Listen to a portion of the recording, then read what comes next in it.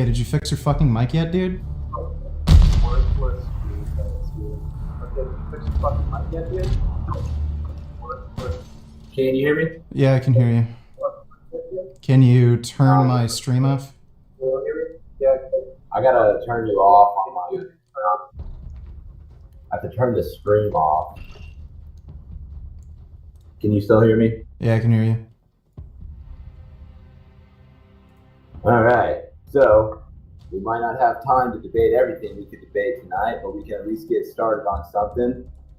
What would you prefer to debate out? Because it's your stream. If you have whatever debate, you want. Fuck.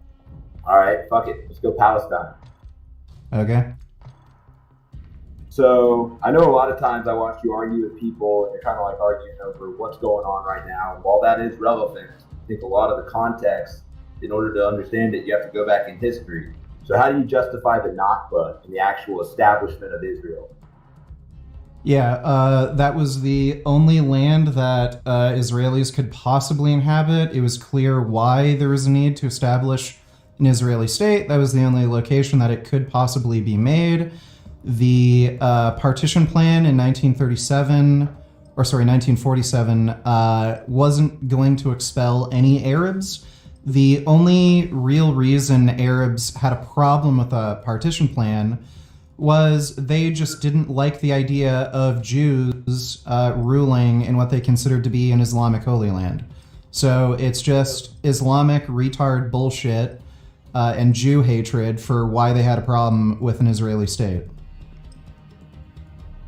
So you think that there was room in Palestine for hundreds of thousands of Yes. mostly non-Arab European Yes. Jews? Yes. There was absolutely enough room. There was no plan to expel any Arabs. There was. How do you explain the mass displacement that occurred as a result of the Nakba? Yeah, because there's a war. Do you want people you're at war with to live in the land that you're occupying? And one of the reasons why so many Arabs were even displaced was because they were lying about Jews going from village to village and murdering and raping women. They were spreading that lie because they were hoping that countries like Jordan would come to their assistance and join in on the war. The result of that was they didn't get the assistance they were hoping for, and Arabs fled out of fear because of the stupid bullshit lie that was being spread. Okay, so you're saying it's a lie. So the fact that 700,000, I just have to look it up real quick, so 700,000 Palestinians, which was technically a majority of the pre-war population, fled or were driven from their homes before during the 1948 Arab-Israeli War that followed Israel's establishment. But okay, so you're basically saying that the whole war was based on a false premise. You're saying they didn't go to war with these people because they were illegal settlers that were coming to. What made them illegal? Land. What do I mean by illegal? Yeah, what made it illegal? Because you have Western nations, mainly Britain, because they formerly. I'm asking what made it illegal. Well, it's illegal because it goes against the will of the people who live there. Okay, then it's not illegal. You're just making a moral argument. I mean, so what makes it So because legal? Arabs hate Jews, that makes it wrong for Israel to establish a state? Well, what gives non-Arab Jews? So this whole idea of birthright, this whole idea that they have a right that it's their land. How do non-Arab Jews, mostly European Jews or American Jews, whatever, but people It's about 50%. It was about 50% European Jews and 50% Arab Jews coming from places like Libya. Well, how do you justify those non-Arab Jews saying that they have a birthright somewhere when literally, and your ancestral homeland isn't based on your religion? Like I'm a white dude right now. I could convert to some kind of African religion, and I don't have any kind. I mean, of you can dig up Israeli Jewish artifacts from that region. They're still doing that now as they're settling, like in the West Bank. They're constantly finding old Israeli artifacts. You can even look at Jewish writings from the time where they're talking about living in that land. Like they were living there, but again. I don't really care about any of that. What I care about is there's clearly a need to establish a Jewish homeland where they'd have their own state to protect themselves from another genocide. That was the only land that they could have possibly... Wait. That was the only land they could have possibly used. I'm almost done. Britain controlled that area after after the fall of the Ottoman Empire, so it wouldn't have been illegal. You can make some sort of moral argument for why you think it's wrong, but so far the only moral argument you've made is, well, Arabs don't like Jews. Okay. Well, I can assure you that it's seen as being illegal or unjust, if you want to use those two. I mean, they're not exactly interchangeable, but you could use them interchangeably. It is to the Palestinians. Well, no, illegal is a very different statement than saying immoral. Okay, so regardless of the person who's saying it's legal, that's like legalized slavery and then saying, well, it doesn't matter. It's just a moral argument if the slave thinks it's okay, wrong. If you're going to say it's morally wrong, then say it's morally wrong. Don't use a term like illegal. I'll just go back to that then. Like if I'm making an argument against slavery, I'm not going to say it's illegal. I'm going to make a moral argument. Okay, fine. That's fine. I'll give you that one. Morally unjust occupation and settling of a previously inhabited land. I mean, that alone is the only way that quote unquote that is deemed legal is because the people that are doing it are the settlers. The people that are doing it is based Palestinians didn't have rule over their territory. It was under British rule after the fall of the Ottoman Empire. So again, But that's colonism or colonialism. I mean, that's imperialism. Okay, so you have a problem with the Ottoman Empire existing since they were also colonial. I don't really care about these buzzwords like colonialism. What's the argument for Israelis, whether they're Arab or European ethnically, moving into that territory? Like the only real argument. Well, wait a second. The only real argument I've heard so far is, initially, when you're talking about the 1910s, 20s, 30s, Jews were legally buying up land. They were just purchasing land from Arabs, and in some cases, they were moving. They were forcing Arabs to move off that land who were basically renting on that property. But again, like unless you're going to say you don't believe in property rights, I don't really know how you're going to argue why that's a big deal. You're talking about Ashkenazi, or I can't say the damn word, Ashkenazi Jews. Is that who you're talking about? Those people buying up some of the land from the... Oh, it wasn't just Ashkenazi Jews. Well, the 1800s, it was predominantly Ashkenazi Jews. They were the ones that were purchasing the land across the Ottoman. It was Ottoman Palestine at the time, prior to World War One. Right. And I mean, you could talk about how buying up land and moving people off that land is kind of messed up. But again, like unless you're gonna talk about taking a minority, moving in a minority, making that minority the majority, and in doing so displacing the native population. I mean, that's what. So I'm just wondering. Let's say a Chinese national were to buy up an apartment block in the United States or Canada. They legally bought that property, and through legal means, they expel people living in that apartment block.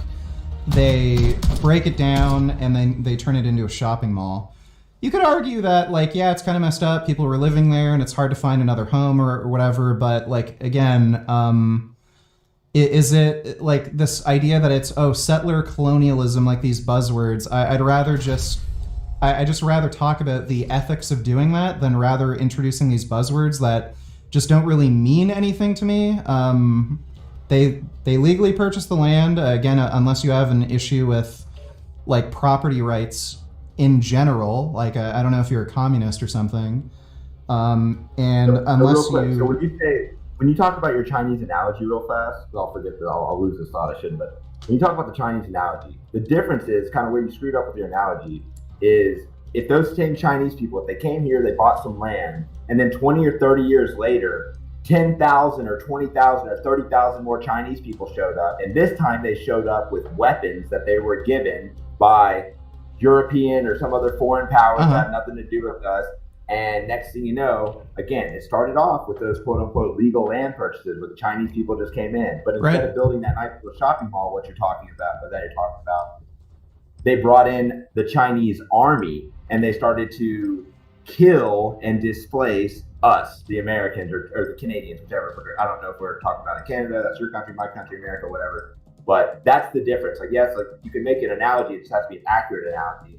And you didn't take it far enough by saying those Chinese, again, they might have built that shopping mall, but at some point, thousands of their countrymen came over and started to kill off, because they didn't just they weren't just coming over and killing off Arabs. There were massacres that occurred on both sides. I think in 1929 there was the Hebron massacre.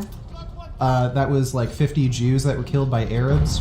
So there was violence going on both sides. It wasn't just like, military just popped up out of nowhere and just started killing Arabs. That's not what happened. Most of the Jew on Arab violence was in response to Arabs committing violence against Jews. And yeah, no shit, people are going to want to protect themselves.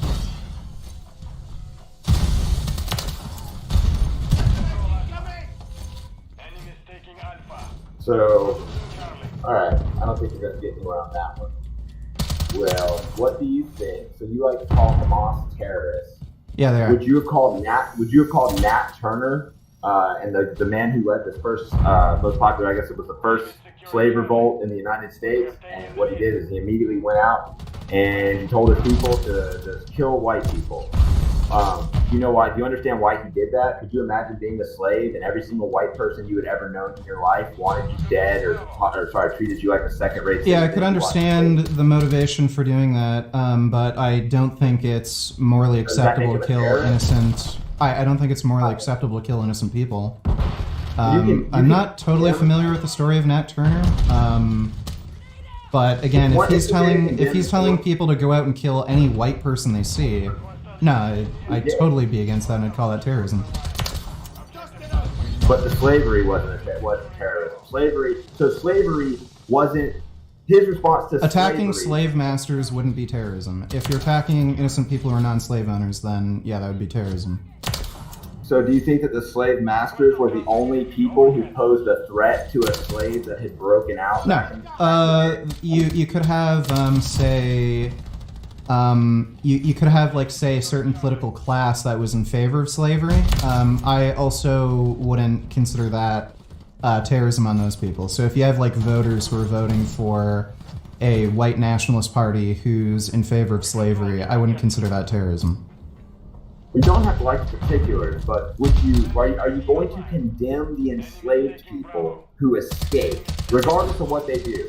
You can condemn them, I understand what you're saying, you can condemn them killing innocent people, but are you going to overall condemn their breakout, their effort to be free, simply because they didn't do it how they should have, man? It's like, yeah, you guys, I know you're being raped and I know you're being murdered, but you just didn't go about getting free from your rapists and murderers, right? Okay, so there's two things I want to bring up there. For one thing, yes. Any kind of injustice I'm going to condemn, even if the people committing the terrorism have some sort of noble goal behind them, or you could sympathize with them and understand why they did it, I'm still going to condemn it. Secondly, comparing like white slave owners to Hamas is just a complete false equivalence. Hamas, it originated from the Muslim Brotherhood. They're Islamic jihadist terrorists. Real quick, I'm not comparing Hamas to the slave owners. Actually, I'm comparing Israel to the slave owners. Yeah, I know. Yeah, I know I understand the analogy. You're comparing Hamas. Sorry, I might have misspoke. You're comparing Hamas to the You're comparing Hamas to the black people who are trying to be free. I understand that, but Hamas is a break. We could compare it to Jews who broke out of a concentration camp. Yeah, sure. We can compare them to any oppressed group. It doesn't really matter. The issue with that comparison. Yeah, well, wait. The issue with that comparison is Hamas is an offshoot of the Muslim Brotherhood, which is an Islamic jihadist terrorist organization from its very inception. Their goal is to create a worldwide jihad where they commit war and kill non-believers. So their goal isn't just to free Palestinian people. Their goal is to commit a worldwide Islamic State. Secondly, the whole reason Palestinians are in this situation is because they were the ones who were engaging in violence. They were the ones who created the War of Israeli Independence by rejecting the partition plan. They didn't even try to negotiate the partition plan. They just immediately went to war. Then they already had 700,000 people displaced, or more actually. That you're talking about 1967, correct? No, I'm talking about 1937. That was the War of Israeli Independence. I'm talking about the War of Israeli Independence. So they rejected the partition plan, which wouldn't have expelled any Arabs, by the way. There was going to be a plan for, I think, a 47, it might be slightly off those numbers, but it was something like a 47-ish% Arab minority in the state of Israel. They weren't planning on expelling any Arabs. The only reason they went to war and created the War of Israeli Independence was because they just didn't like the idea of Jews having their own territory in what they considered to be an Islamic Holy Land. That was the whole argument against the state of Israel and the Nakba. Secondly, every action they've taken has only worsened their circumstances. So, electing Hamas, there was no border wall around Gaza until Hamas started bombing and shooting rockets. And then, when people say, oh, well, it's an apartheid state, they're living in an open-air prison, the only reason it's like that is because Israel has to do that for national security. So it would be if we were to say, oh, black people are being enslaved and they don't have they have their homes taken away. But that's the fair comparison would be, okay, well, black people were committing these wars against white people and were killing innocent people for no other reason than they just hated white people. It kind of changes the set of circumstances. You're leaving out some pretty important details, though. You're acting like this plan was really fair, right? So, instantly, one of the first criticisms of that plan you're speaking of was that it gave 56% of the land to the Jews, even though the Palestinian Arab population was double that of the Jewish population. Yeah, so I can explain that. Never done it fair. By the way, I can explain that. No. I can explain why that is. So first of all, if you look at the partition plan, most of the area that was going to be given to the Jews was uninhabited swampland.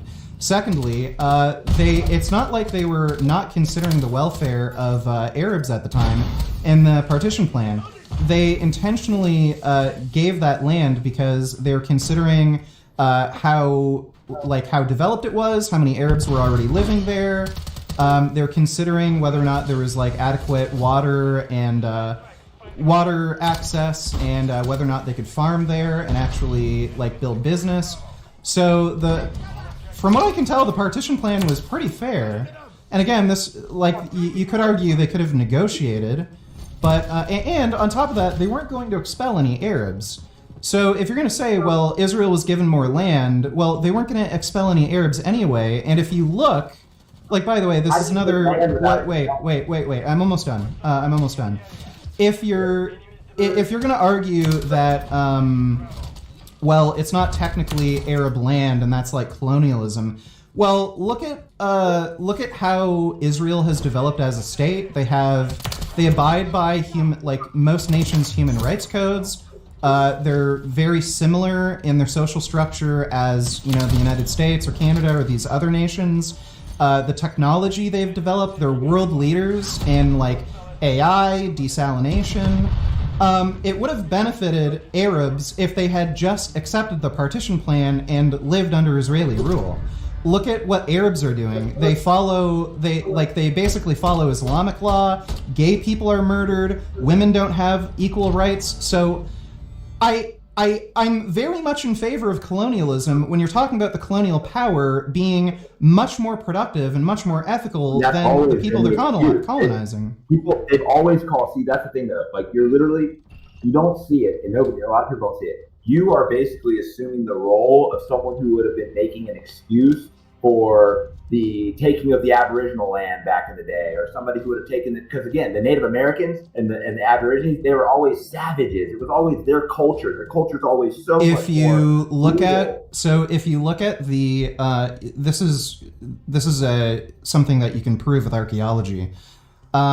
Their Native American cultures were the most violent in all of human history. They deserve to be wiped out. Again, wait. That's not what I'm saying. So, Native American culture was the most violent in all human history.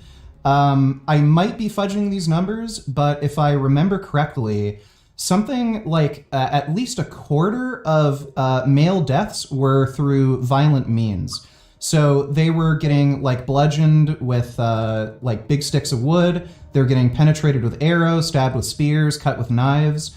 So like if we were to say compare the amount of violence that Europeans inflicted on the Native Americans compared to the violence that Native Americans would have inflicted on themselves, if white people were to have never come to America, you could very well argue that the amount of violence that would have been inflicted if white people never came would have been greater. That doesn't excuse. Wait. That doesn't excuse. That doesn't excuse the Native American genocide. But when you're looking at this from a historical perspective and whether or not it was.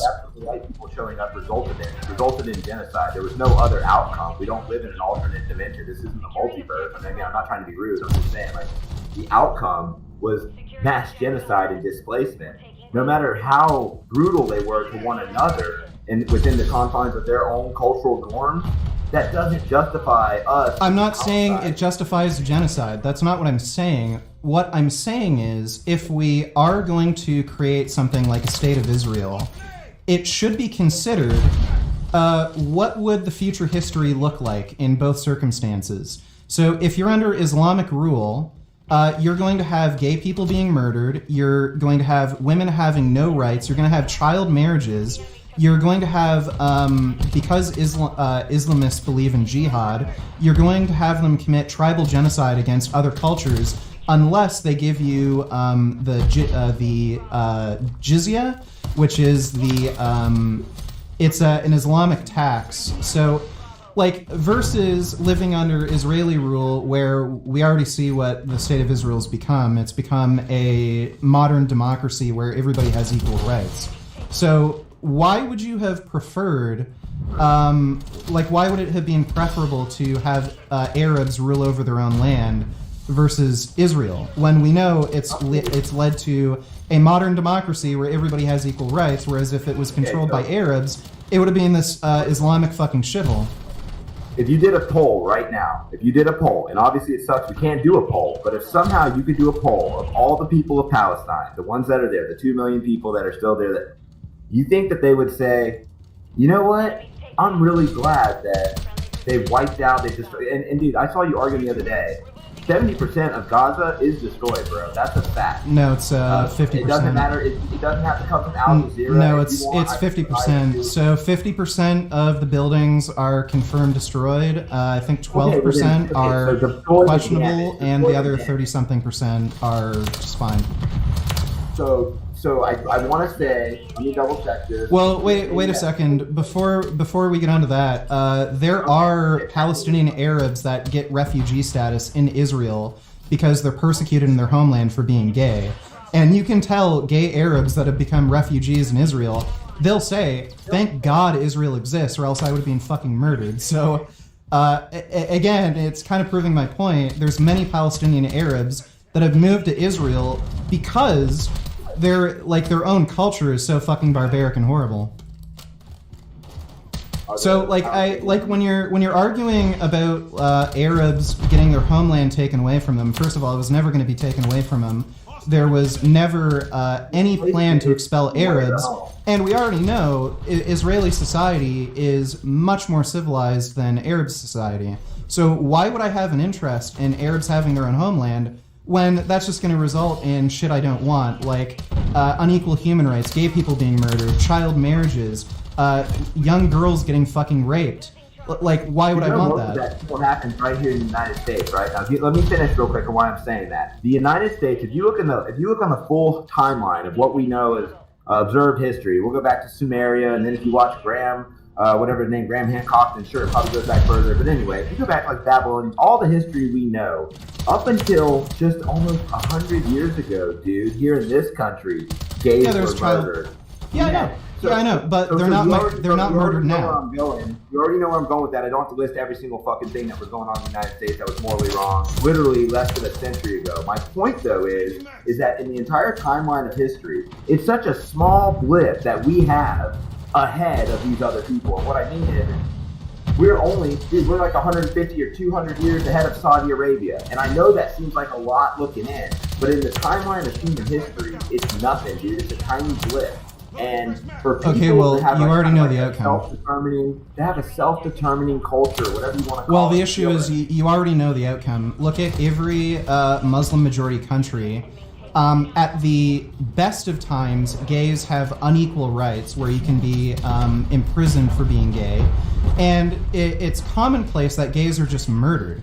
Even in countries where it's technically illegal to punish gays by death, they still have a risk of being murdered by people in their own society.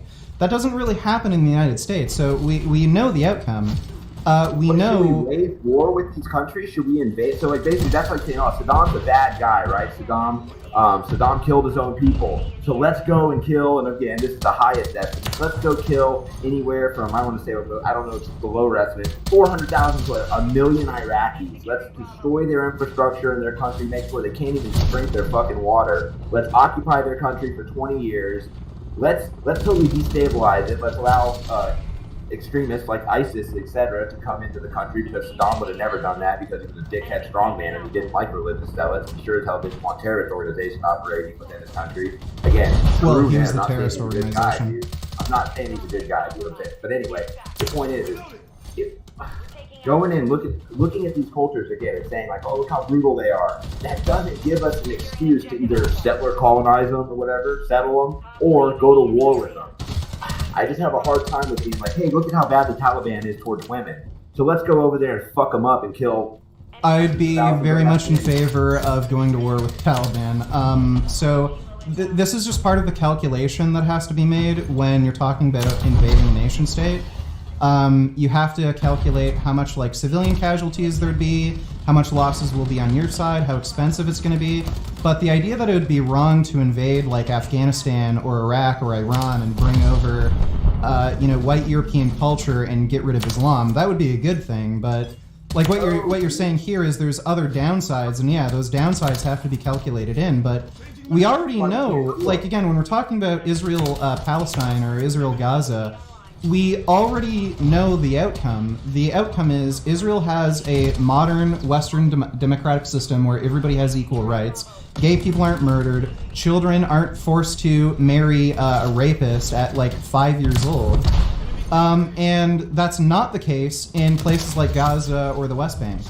So I don't know why you would be so against Israel having their own homeland when you already know the outcome. You know the outcome is, well, Israel's a modern democracy that we want, and Arabs really have never been able to create a modern democracy that we want. They believe in Islamic jihad.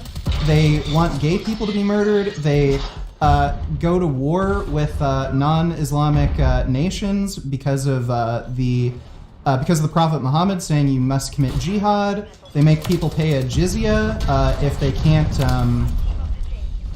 they can't like wage war and kill them all. Like, why would I want Arabs to have their own fucking state when Jews are able to run the nation better? So, right here, real quick, we're talking about. I'm listening to you. Why all the things are wrong? Why would you want to do better? But real fast, like you're kind of like spitting out all these things at the same time, real fast. If you look at, for example, child marriages in Palestine. I'm seeing right here, 13% of Palestinian girls are married before the age of 18, and 1% are married before their 15th birthday. That is super fucked up, 1%, like by our standards. But again, when you say these, when you kind of speak of them sort of as a generalization, you paint this picture like it's a bunch of dudes running around who want to fuck kids. Dude, we have fundamentalist Latter-day Saints. Do you remember Warren Jeffs? I don't know if you're old. How old are you, by the way, bro? I'm 36, so I'll be 37. 30. So then, yeah. So you say 33? Yeah. Okay, again, that's kind of, I'm just curious. So, like back in the day, man, back when PBS was thinking of the fundamentalist Latter Day Saints, this guy Warren Jeff, and he used to marry all the brides and all the girls. And what he would do, he was the preacher. He would marry you to your girl, and she'd be 13 or whatever when she started her period, and he got to bang her first. All the child brides, he got to fuck them first. Anyway, point is we've got sick fuckers here, dude. Yep. It might not be the exact same demographic, but you gotta like be kind of Yeah, but here it's illegal. They're breaking the law, and they can be prosecuted. There, they can't. You come can't. off as Islamophobic. Dude. You say anti-Semitic a lot. You come off as Islamophobic, and I get it, man. Yeah, I am Islamophobic. Why would I want a culture that wants to murder and genocide other fucking cultures to spread Islam? They're not all like that. They are all like that. What do you think Iran is doing by funding Hamas or funding ISIS or funding any of these terrorist groups? They're all like that. Honestly they don't even have to agree on it. They're standing in solidarity with people against Western imperialism. Like you think it's right for us to impose our way of life on them, and it's totally normal for them to. It's normal though. You gotta understand, bro. It's perspective. Again, like I'm not saying they're better than us. I'm not saying that you're not right, and you might be wrong to some of the extent that you're saying it. But like you're talking about some of these things that happen there. Of course they happen there. I'm not denying that, but they don't want us there fucking with their life, and that makes sense, dude. Like. God, it sounds so oversimplified when I say that. Okay, so I can understand the argument you're making, where you can maybe sympathize with people who don't want their lives and cultures changed. But knowing the outcome, why would you not want the state of Israel to exist? The reason why I don't want the state of Israel to exist in its current form, knowing the outcome, is because I still think that the people of Palestine, even if 1% of them are getting married before their 15th birthday, even if 13%, even if they have done some horrible shit to some homosexuals in the past, for all their faults. Well, it's not in the past. They murder about like 10 gay people per month on average. Okay, well, I mean, recent past, yesterday, hell, just an hour ago, and it's the past unless it's happening right now. I'm not just trying to I'm not saying that to be facetious, but anyway, I see what you're saying. It's still happening, but it's not happening at a rate, dude. Like, do you watch Democracy Now! Every morning by any chance? Have you ever had it? Do you know what Democracy Now! is? No. Okay, so Democracy Now! is like Pulitzer Prize winning, fucking independent journalism. It's beautiful. They do something that a lot of news organizations don't do anymore. They do an actual like world headlines, and they do a really great comprehensive kind of what just happened in the past. Anyway, a lot of your opinions, it's like I don't think you've watched enough stuff and actual content about what's actually happening in Palestine right now. Because I feel like if you were seeing some of this stuff, again, like you're speaking from a very kind of like purely like almost like it's principle. Okay, well, wait. Let me ask you this. You said you don't like the way State of Israel exists as it is right now. What would you change? Yeah. So okay, you want me to expand a little bit more? I mean, as a settler colonial apartheid state, honestly, I would be extreme, and I'd go as far back as get rid of the state of nation of Israel. I'm not saying kill all the people. I'm not saying anything crazy like that. I'd say dissolve the state of Israel. Give it back to the Palestinians, and if the people that are not Arab and not Ashkenazi, they don't want to stay, they don't have to. They can go back to wherever their people are from. They can go back to their true ancestral homeland. That would be my most extreme answer. Now, their ancestral homeland is in that region. Well, if they're European Jews, it's not. If they're any kind of convert, if they're the kind of Jews that Hitler was killing, basically, again, like, I'm sure there were some Arab Jews there up in Europe during the 1930s, 40s, but if they are European Jews, then their ancestral homeland is not in the Middle East. No non-Arab, or again, I guess if you want to get into it, like Farsi, the Persian, Iranians don't consider themselves Arabs. There's like the Ashkenazi and stuff don't consider themselves Arabs, but if you're you're not explaining why you have a problem with the state of Israel existing. What's the issue? It's 80. Okay, so the population of Israel right now is 80% roughly non-Arab. Only 20% of the population is Arab. So, and that's because of the war that Palestinians chose to commit. Again, it would have been over 40 if they didn't create the War of Israeli Independence. So when they went to war, so for standing up to what they saw as an invasion of a settler colonial, European back. Yeah, fuck around, find out. Oh, dude, that's just not a good way of thinking about things. Well, look, if they had never gone to war, well, look, let's imagine an alternate history. Wait, let's imagine an alternate history. Palestinians never went to war. They accepted the land offer, and Israel right now would have been a 40-something% Arab. So Israel right now, wait. Israel right now would have been a 40-something% Arab minority. They would all have equal rights under the law, and you wouldn't have, these Hamas terrorist groups constantly starting these forever wars and indoctrinating children into praising Hitler and praising the Holocaust.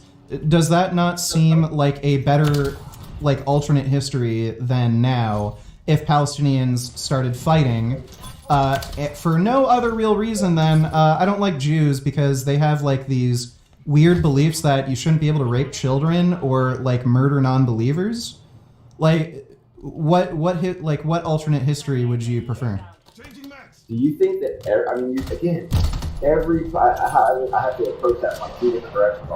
First of all, every Arab and every Muslim doesn't want to rape children and do all the stuff that you think they do. So you end with that. It's like when you say things like that, those generalizations, it's like your entire... This is accepted by their culture. Because your whole thing is they're all savages, so it's okay to kill them all. This is accepted by their culture. If you were to go into Gaza or the West Bank right now and ask them what they think of the Prophet Muhammad raping a 9-year-old girl, they'd be like, "Oh yeah, it's fine. It's the Prophet Muhammad," and give you all these excuses for it. You only see this in Muslim cultures. If you were to ask a question like this, "Hey, did you know Jesus raped a 9-year-old? Did you know that?" They would say, "Oh, that's horrible." Nobody would, everybody would condemn a religious figure like Jesus for doing that if it were discovered that Jesus were to have done those things. In the Arab world, however, they all cope for it. They all say, "Oh, well, it wasn't bad." They'll say, "Well, he had God's wisdom behind him, so obviously that was the right thing to do." They'll make up excuses and say, "Oh, well, it was a different time back then." No one does that outside of the Arab world. So yes, it's part of their culture. It's part of their culture to think this. So there's no Christians that have ever done anything like that. No, they absolutely have. They absolutely have. You can. Well, look. If we were to go back into medieval times, it was very commonplace for kings or aristocrats to marry girls who were around the age of 10 or maybe even younger.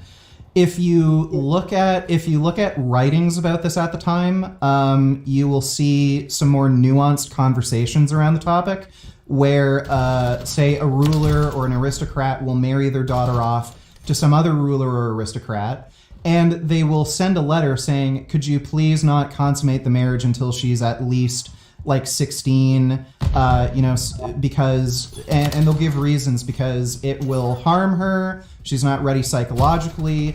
You don't see those sorts of discussions in Islamic literature. What you see in Islamic literature is you can't have penetrative sex with a girl who's this young, because you will literally tear her vagina open to her asshole and possibly kill her. So then they develop these ways of molesting girls where they'll rub their penis in between their legs so that they can still get off to these young girls. That's the type of shit that you see in Islamic culture.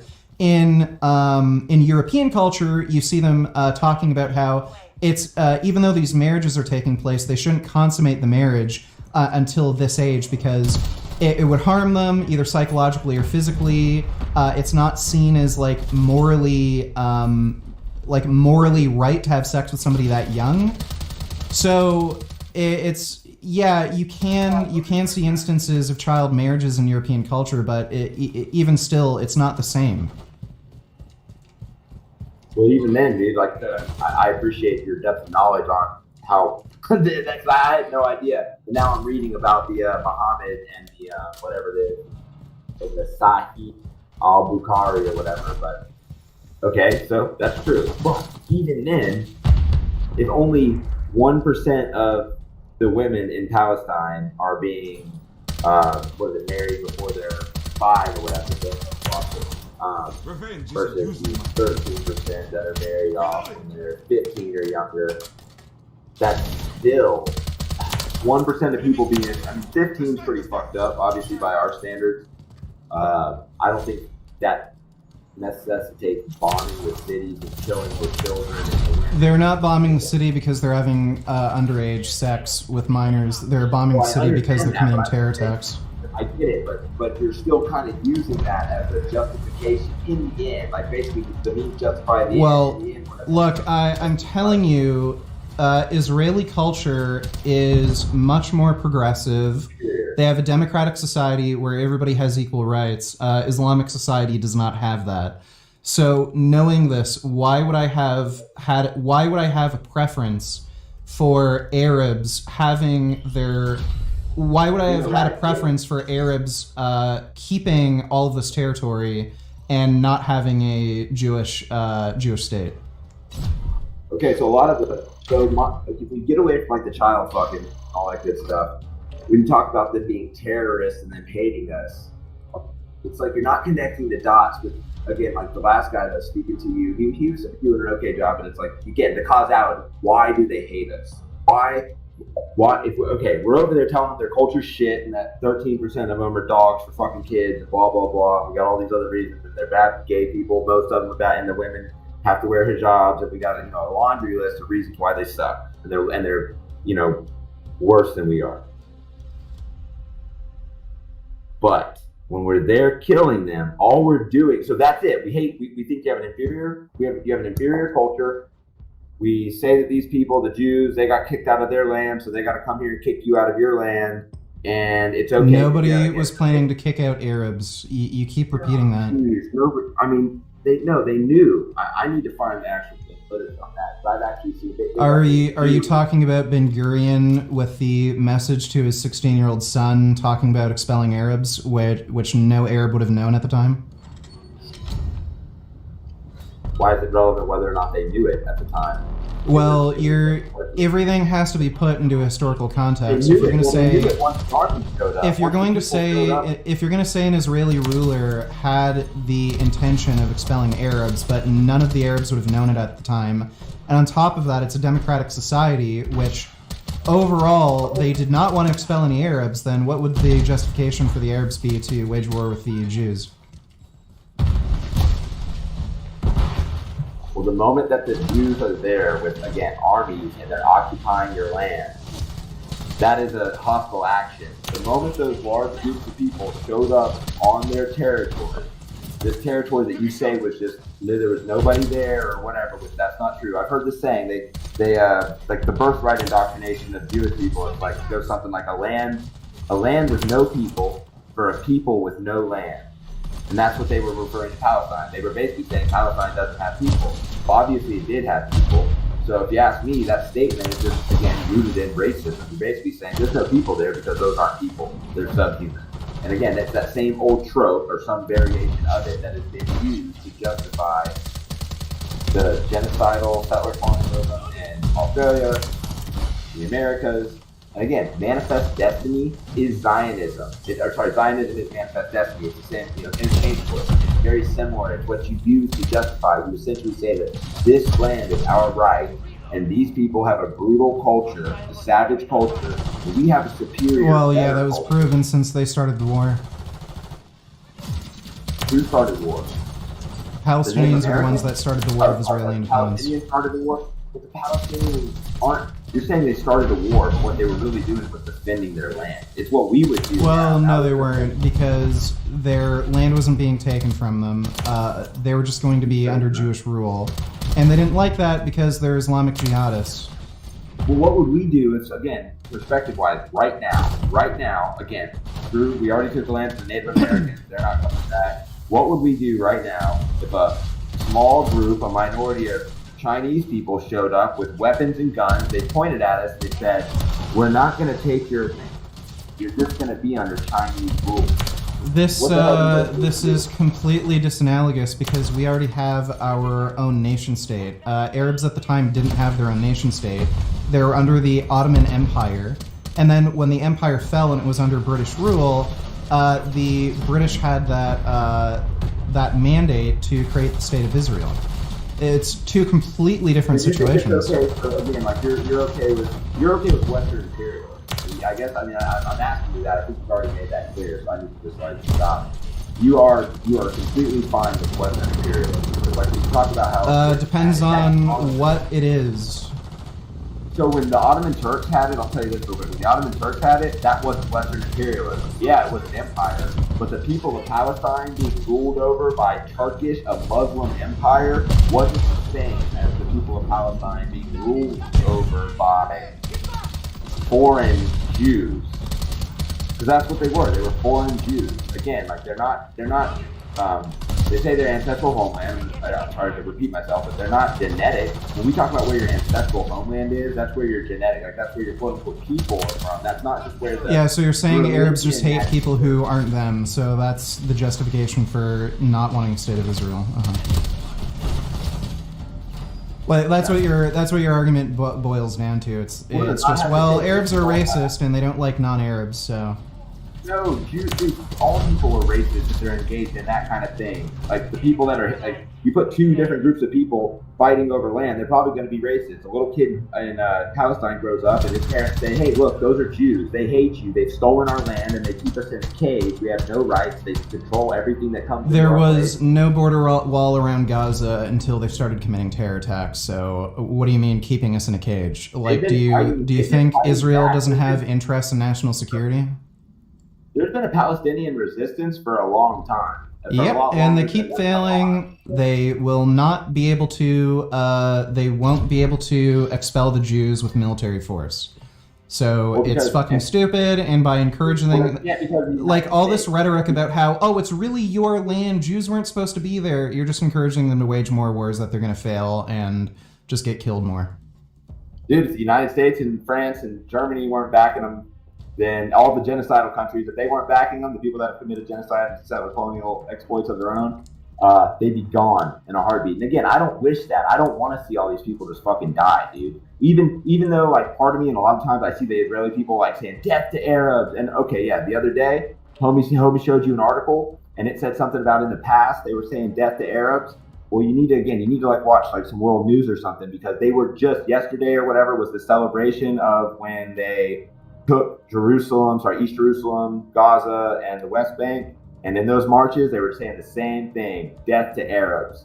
So that article fucked up because it said in the past and it didn't reference the present, but it's happening right now. So you kind of dismissed him as a jackass, but it's real and it's happening. I think you need to kind of like look into that. You're going to have extremists in any nation. We'll keep on going. We can, I don't know if we're going to agree, obviously, on this because you've got the position with the superior culture thing and it's just better off in the end. So all these people dying, all these babies blown to bits, all this shit, it's just necessary. You've already told me fuck around and find out. So again, there was never any plan to expel any Arabs. The initial plan for the state of Israel was to have an Arab minority that would have made up over 40% of the population. And on top of that, we already know the outcome. Israel has a modern Western democracy that I prefer over Islamic rule. So what reason? You prefer it, dude. You're a Canadian. I'm a fucking American. What reason would I have to not want the state of Israel to exist? Because in order for it to exist, you have to be okay with the genocide, the ethnic cleansing, the erasure of the culture of the Palestinian people. Whether that was the intent or not, that is what is happening now. Yeah, well, you know what? If there's less Islamic culture, that sounds like a good thing to me. I want to erase Islamic culture. I don't want people... Well, no, I don't want people to worship the Prophet Muhammad. I don't want people to believe in Islam. I don't want people to believe in jihad. I don't want people to believe that is great. That is fantastic. If you're going to erase Islamic culture, I am for that entirely. Why in the hell would I be? Murder. Why in the hell would I be against the idea of the state of Israel because of the death of Islamic culture? Did we have to get mass murdered to fucking be able to? Did all the fucking asshole whites have to be killed off? They were the ones who decided to wage war. What are you talking about, like mass murder? They're the ones who decided to wage war. Talking about mass murder, you're saying you're fine with the erasure of a fucking culture, an erasure. Yep, I am fine with the erasure of Islamic culture. That is a great thing. That is a wonderful, wonderful thing that I am totally in favor of. How are you going to get rid of it without mass murder? Well, I don't know, maybe having a Jewish state where people finally realize that secularism is ideal and you have open dialogue and discussion with free speech where people can actually engage with ideas without resorting to violence. Maybe that's a way of getting rid of Islamic culture. But apparently you can't do that, and Islamists will just fight you. So, you know, they can fuck around and find out. If they want to wage war with Israel, they can fuck around, find out, and fucking get killed. It is war, but Israel started it. You like to think Israel did not start it. Arabs were the ones who first committed violence. So do you think the whole world is just like brainwashed by this non-existent fucking like Palestinian propaganda? You think all those poor fucking people in Gaza are somehow ushering up millions and millions of dollars to rig the fucking political system? Well, it's billions. And bribe the media and all the shit. Because that's what the fucking Israel. You ever heard of Hasbara? You know what Hasbara is? Yeah. Hasbara, I think is how you say it. It's Israeli propaganda. What they do in wartime right now, they've got it ramped up. I can give you the exact number. It's something like 60%, but it's multi-millions of dollars. It's basically public relations, and what that is propaganda. It's their idea. It's how they sell it. Yeah, Israel has its own interests. They want to protect their own interests, and they're going to have their own media system to promote like Zionism and promote the state of Israel. And to control our politics, right? Control our political leaders. Make sure every president of the United States gets the fucking lapdog of the state of Israel. And you think that's okay? That idea is retarded. If you look at political contributions, that these organizations make, it's like $5 million to any specific president. If you're telling me you can buy a president with only $5 million, like look at corporations like Apple or Amazon. Like the $5 million, the amount of money that these corporations like Apple or Amazon, pay into the political system is way, way higher than Israel. So if you're going to claim, oh well, America's bought and sold by Israel, like I don't know how you, like how are we not living in some sort of dystopian hellhole where big corporations are just the ruling, are just the rulers of society? Dystopian hellhole where big corporations are ruling. Okay. Yeah, bro. You mentioned that right. That's why we have the expansion of workers' rights. That's why you're seeing more and more. Expansion of workers' rights. What fucking workers' rights? The right to get fucked. The right to have the surplus of your. That's why you're seeing Biden encourage. Why can't I think of the word? Trump's trash, Biden's trash. But what about Biden? Why is Joe Biden supporting workers' rights and supporting? What does that mean though? Supporting? Is he saying stuff? Is he pandering? Is he saying like we want to? I mean, did you see how? Why is he supporting workers' unions when apparently every politician is bought and sold by big corporations? Why is he supporting workers' unions? Why is he expanding workers' rights? He's not supporting unions. Yeah, he is. Yes, he is. Yes, he is. Dude, you're 33 years old. Again, I'm not trying to sound insulting, but you haven't figured out that politicians pander. They talk out their ass. They say one thing and do the other. They tell their constituents. Yeah, again, you're seeing the expansion of workers' unions. You're seeing an expansion of protection of workers' unions. But again, corporations are just owning all these politicians. Corporations do own the politicians. You ever look at right. That's why all these corporations who want to get rid of groups like the Teamsters. Again, you're seeing expansion of these unions and expansion of union rights. An expansion of union rights doesn't mean that corporations don't run the fucking game, dude. Just because you see us get Oh right, they're bought and paid for and do whatever they want, but they're doing things that are in the aren't in the interest of these corporations. Smart enough to know when to give us a little bit of concessions. You ever hear what FDR said in reference to his New Deal? People thought he was killing capitalism. It's almost a direct quote. I can get it for you real quick.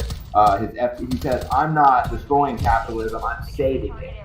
So let's find his actual quote. So right, just because they give concessions, just because they make it seem a little better, that doesn't mean the game's not fucking rigged, my friend. That just means that these people know so what dude, doing. you realize that things like unions can be beneficial for capitalism. If you have people who are absolutely. So how is that evidence that corporations are our overlords and all this shit? So you don't think the United States is an oligarchy? To some extent it is, to some extent it isn't. And like again, to some extent, well, is it an oligarchy or is it not an oligarchy? Is it not the few ruling over the many? Is our government not responsive for the will of the people? How often? There's polls that shows how often do you think the government votes, the Congress, the federal government votes in league with what the people want? So you do have issues like that, certainly, but again, I don't understand how this isn't. We're fighting for abortion I don't know how this is not preferable to Islamic rule, where we're listening to an ancient holy book written by a fucking crazy retard. Dude, Joe Biden invokes God just as much as fucking Trump did almost. If you actually listen to him... Okay, cool. So is he talking about jihad? We have to wage war with other nations who don't believe in what we believe and make them pay a jizya? Like, I don't know how Western democracy isn't favorable to Islamic rule. I'm not... Are you worried? Are you facing Islam? You come back to Islamic in Canada? Or are you trying to go over to where the fucking Islamic people live and wipe out their culture because you think yours is better than theirs? What? What? Are you... What are you asking? Okay, no, dude, your fight against Islamophobia, again, is you're using it to justify using our democratic Western civilization, our might, our armies, to go over there and murder them all. Yeah, so dude, the point I'm making is that Israel is a Western democracy that I find preferable to Islamic rule, which would have been the case. It's corrupt, it's imperfect. That's great, that's great. I find that preferable to Islamic rule, which would have occurred if the Israeli state never would have existed, and on top of that, the intentions of the Israeli state, the Israeli state, were they had good positions. They weren't trying to expel any Arabs. They were trying to live in peace. They weren't going to push people out of their homeland, but they were the ones who decided to create a war. So again, why would I have any sympathy towards Palestinian Arabs saying they got their homeland taken away from them? It's just stupid. Show me where they said they weren't trying to get rid of Arabs, please, because that's not. Well, what do you mean? You can look at the original 1937 partition plan. There was plans to have over 40% Arab minority. They weren't going to expel any Arabs. You're saying look at the UN 1937 partition plan. They weren't going to expel any Arabs. There was a plan to have over 40% Arab minority in Israel. But it was an Arab majority there initially. So how are you going to do? How would you take it from being a Arab majority? Oh Jesus! How are you stacking it? Okay, you realize Jews were going to move in. You're moving them in, and you're not displacing anybody. How does that work? I just don't understand how that works. Most of the territory that was going to be Israel was uninhabited or mostly uninhabited swampland. So Israelis were going to move into that territory, and that would have resulted in a small Jewish minority, like 53 or 57%, something like that. How is them having a minority going from how is taking a indigenous population and putting a non-indigenous population that has totally different interests, making them the majority? Totally different interests, like Islamic jihad, killing gay people, right? Let's say it was a democracy. Let's say under those perfect conditions, it was a fucking democracy. Here's the problem with that, dude. It's easy. I picked it apart in 2 seconds. Not to be facetious, but watch. It's easy. you're telling me that you were going to take the native people and make them a minority. In a democracy, that immediately makes it to where they no longer have a say. Do you not see the problem with that? What do you mean it's democracy? Arabs are involved in the Israeli democratic process. Isn't there like 12 members of Israeli parliament or something that are Arab? But, dude, in the process of taking your majority, you had a majority of Arabs who lived there, right? Okay. A majority of Arabs who lived there. And then when flooding these people, you're now taking those Arabs and making them a minority. Okay. Now, if you are going to have a representative government, then they're fucked. It's like gerrymandering or whatever, but not. It's just flat out. Okay, so I'm just wondering, are you against any immigration into the U.S. or Canada because, they're a minority and they're not going to have any political say, so should we just keep all minorities out because it undermines the political system? No. Okay, then how are you making this argument? Because it's a totally different situation. Just like when I tried to make an argument and you did the same thing to me the other time, I made an analogy where it was a similar situation, but it doesn't apply because we're talking about two completely different situations. And one is they're killing them, they're moving them out, they're erasing their culture. People that come here, minorities, they're not doing that, dude. I'm not worried about the Mexican guy coming and taking 5 years to become a citizen before he votes, and then when he does, do I think he's going to somehow? What's he going to do to vote against my interests? I don't know. They got they've got recreational marijuana in fucking Mexico. They've got a first women president. Now a lot of people had to die for them to get there. I don't know if you've been following the Mexican election. It had the most killings. It was something crazy, like 100. Yeah, because of the cartel. Yeah, and a lot of them were gender-specific killings. Like it's weird. They were killing all the women that were running, but then they allowed the one woman she's got a back. I'm not going to spend too much time on this, but anyway, they're not coming here, and they're coming here and they're trying to assimilate into our culture. And to be honest with you, I don't know that there's anything that those people would come over here and harm. I mean, these are they're Catholic, they're dual lingual, they want to fucking work, whatever. They're just hoping for a better life. It's not the same as Zionism. And people coming over seeking refuge and amnesty and all that shit, it's not the same as Zionism. Yeah, so again, the Ottoman Empire fell. Palestinian Arabs didn't technically have a state. Britain controlled the area. It's a completely different circumstance than talking about minorities coming here now. We already have an established state. We have an established military. All that shit. So it was really the only area that Jews could move to after the fucking Holocaust to establish a Jewish state. I'm in favor... If 330 million Mexicans showed up over the border, then maybe and the reason why I say that is because then it would make, I know that the voter base is, that's our population, whatever, 329, whatever it is, but the amount of people who vote, I think, is something like 250, whatever the fuck it is, 220, something like that, that people are eligible to vote. Point is, if 350 million Mexicans showed up tomorrow and tried to come over our border, and they were somehow going to instantly, overnight, give them citizenship where they could participate in our democracy, then maybe that analogy you were throwing at me would apply, because then, yeah, like, holy shit, these people might just be trying. But again, would I really be concerned about that? Like, it's a concern, but me personally, I wouldn't be worried about that because the cultures are pretty fucking analogous. Like, I'm not worried if they want to make a National Somali Day or whatever. Like, I'm not being racist. I'm just saying I don't give a fuck. Like, nothing that a bunch of Mexicans could do here, or people from Guatemala, even if they somehow had the majority, even though that wouldn't happen, I don't think that's really threatening. But I think for the Palestinians. Okay, let me ask you this. In Papua New Guinea, there is a tribe of people who practice pedophilia. They force young boys to perform oral sex on adult men and swallow their semen. They do this on a daily basis until adulthood because they have this religious belief that if they force children to suck dick and swallow cum, they'll actually experience puberty. That's how they believe you get into puberty. Would you have a problem with American forces going over there and forcing them not to do that?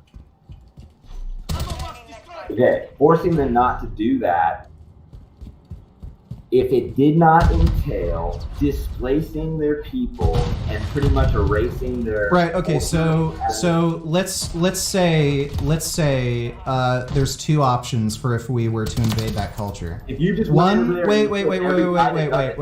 This is getting to the root of the disagreement. So if there are two outcomes that could happen from this. They could either agree and live peaceably under this new democratic society that's created. We teach them about democracy, voting, human rights, or they can go to war, and that's going to displace some of them, kill some of them. But this new democratic state where children aren't being raped daily would be created. What do you think would be the better outcome? Again, if none of our, if we didn't put any people there to alter the demographic makeup, massively alter. Why would you be against that? If it stops children from getting raped, why would you be against that? I don't think that would be necessary. I think that there probably would be another Let's assume it was. Let's assume it was. Assume that was the only way to do it. I'll do that, but then I'm not. So I'll do that in 1 second. What I'm saying is more than likely, and I'll do that. I will go right back to what you said, and I'll answer the question on whether or not I think it'd be okay. And I might say no, and here's why. Jesus, give me 2 seconds. I'll breathe on that one. If we were somehow going to force these people to stop doing that, there'd probably be a way. Are we assuming that it's totally accepted in government? Is it completely legal? It's not any kind of thing that's been there's a law against it, but some people are able to just kind of practice it. And sort of people turn. I mean, is it a 100% accepted? Cops, judges, officials, they even do it. Like it's a thing in their society. Is that what you're saying? We could assume that, sure. Okay. Before we fucking quote unquote what I consider invade the country and totally again change its demographic makeup, colonize it, whatever you want to call it, it'd be nice if we could somehow try diplomacy, okay? Try to ask them, will you stop? Can we get it? Hell, use money, pay to play. Say, we'll fucking give you. I mean, we give people money. We throw billions of dollars in anything. By the way, that's what the British and Americans did once the American slave trade ended.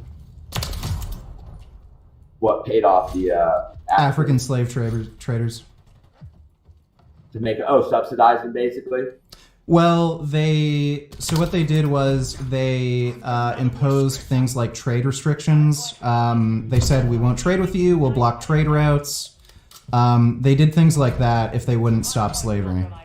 And that forced them to stop slavery. So I would endorse something like that, again, before the settler colonialism, and you're saying if settler colonialism was the only choice, and I know you don't like that word, but that's the word I'm going to fucking use to describe it. Sure. So if that was the only choice, would I endorse it? Probably not, dude. So you'd allow children to get raped indefinitely just because you don't like settler colonialism? I don't like killing off people in mass. Right, child rapists. So you are so against settler colonialism that you'd allow a nation of child rapists to exist? Well, okay, because again, now we're just operating in this little kind of wedge that you created for me, in this little corner that you created. And again, I'm not. Well, I think I've proven a point that you're just ideologically against this idea of settler colonialism. Like, settler colonialism clearly isn't necessarily a bad thing, and even when it isn't necessarily a bad thing, you're still against it, so you're just an ideologue. Not a single colonized people would agree with you, bro. I don't think a single. Yeah, I'm sure child rapists who love raping children would really be against settler colonialism if it meant they couldn't rape children anymore. Can I look this shit up? Are they all raping children, dude? Are they all? Yeah, so this tribe I'm talking about in Papua New Guinea, yes. Or is there another? This one tribe, like this tribe. Hold on, okay, this tribe. This isn't the entire culture. It is the culture of that tribe. But not the country. It's not the. Well, let's assume it's the country. We could assume it's the entire country. It doesn't really matter. I just use that as an example. Like a realistic scenario, real fast. Let's address it realistically. All we need to fucking do is talk to the government, have them fucking handle it. Like you're saying, like we have military. We can use sanctions. We can either get them economically or militarily. Whatever we got to do, make them fucking stop. If we have to go in with our SEAL Team 6 and shoot every motherfucking one of those people in the head who's getting a kid, who's Michael Jacksoning little children, then I could go that far, dude. But again, you're not going to get me to fucking agree to settle the country. Like, I'm okay with having like a gray area on this. Okay, so one. Matt, genocide is fine as long as you don't actually start living there. Okay. like again, you're just proving that you're an ideologue. You're fine with genociding an entire group of people, but it's wrong to just live there after the genocide. I'm talking about if we were just killing the people that are actually doing. I'm not talking about taking out the women that are. Yeah, and it'd be everybody. What? Well, how is the society going to exist without men? So the They little die off. boys. So the little boys aren't going to grow up and be able to reproduce and just not do what their dads got shot in the head for doing. They're not going to say, "Hey, my dad was a piece of shit rapist, and he got killed for being a rapist, and it was always wrong." Do you think killing every single adult male in a population wouldn't result in the entire civilization being destroyed? You think children who are 5, 6, 7 years old are going to grow up and fuck their sister or mother, and then they're going to reproduce by inbreeding? Sister or mother? Are we talking about a village of 3 people, 1 family? Why would they have to fuck their sister or mother? You weirdo! I'm just kidding. What? You kind of forgot that we're talking about a village of people. How many hundreds of people? How many people is it? Is it 5? Is it 1 nuclear You're family? killing off the majority. You're killing off almost 50% of the fucking population, all of which are adult men. It's going to completely destroy the society. Like again, the point I'm making is you're fine with committing a literal genocide so long as you don't actually settle, so long as you don't have like white settlers going there afterwards, because you just have this ideological position against what is it, colonialism? Even when it results in even when it results in an outcome that you want, where children aren't raped anymore. How the fuck do I know that what? No, how do I know that no children are going to be raped if you totally colonize? If you eliminate the Palestinians and get rid of them, there's never going to be another child raped in Israel. Is that a thing that you're trying to? We're talking about a hypothetical civilization where everybody. We're talking about a hypothetical situation where we have a civilization that rapes children and everybody rapes children. If you just commit a genocide, it's entirely possible that they're still going to go back to raping children if that's their culture and that's what they're being brought up to do. If you settler colonialize and bring in a gigantic minority of people, or create it, or bring in white people and create it a majority. So, say 60% of the population are now white. Well, that would prevent the culture from adopting like these child rape policies again. So again, you're still against settler colonialism, purely on the basis that it's settler colonialism, not because it actually leads to outcomes you don't want. Because it's the replacer of a culture. Yeah, good. Yeah, good. If we're replacing a culture that rapes children, then I'm totally in favor of settler colonialism. Like, they don't have any other characteristics of their culture that are defining. There's literally nothing else. You see what I'm saying? I am in full favor of completely and utterly wiping out a culture if part of that culture is raping children. And instead of trying to educate them, somehow... Well, you would educate them. You would settler colonialize. You would teach them about modern values against child rape, and you'd educate them for the people who chose not to commit warfare and agreed to the settler colonial plan. You don't have to colonize people to do that anymore. You don't have to colonize people to do that. That's great.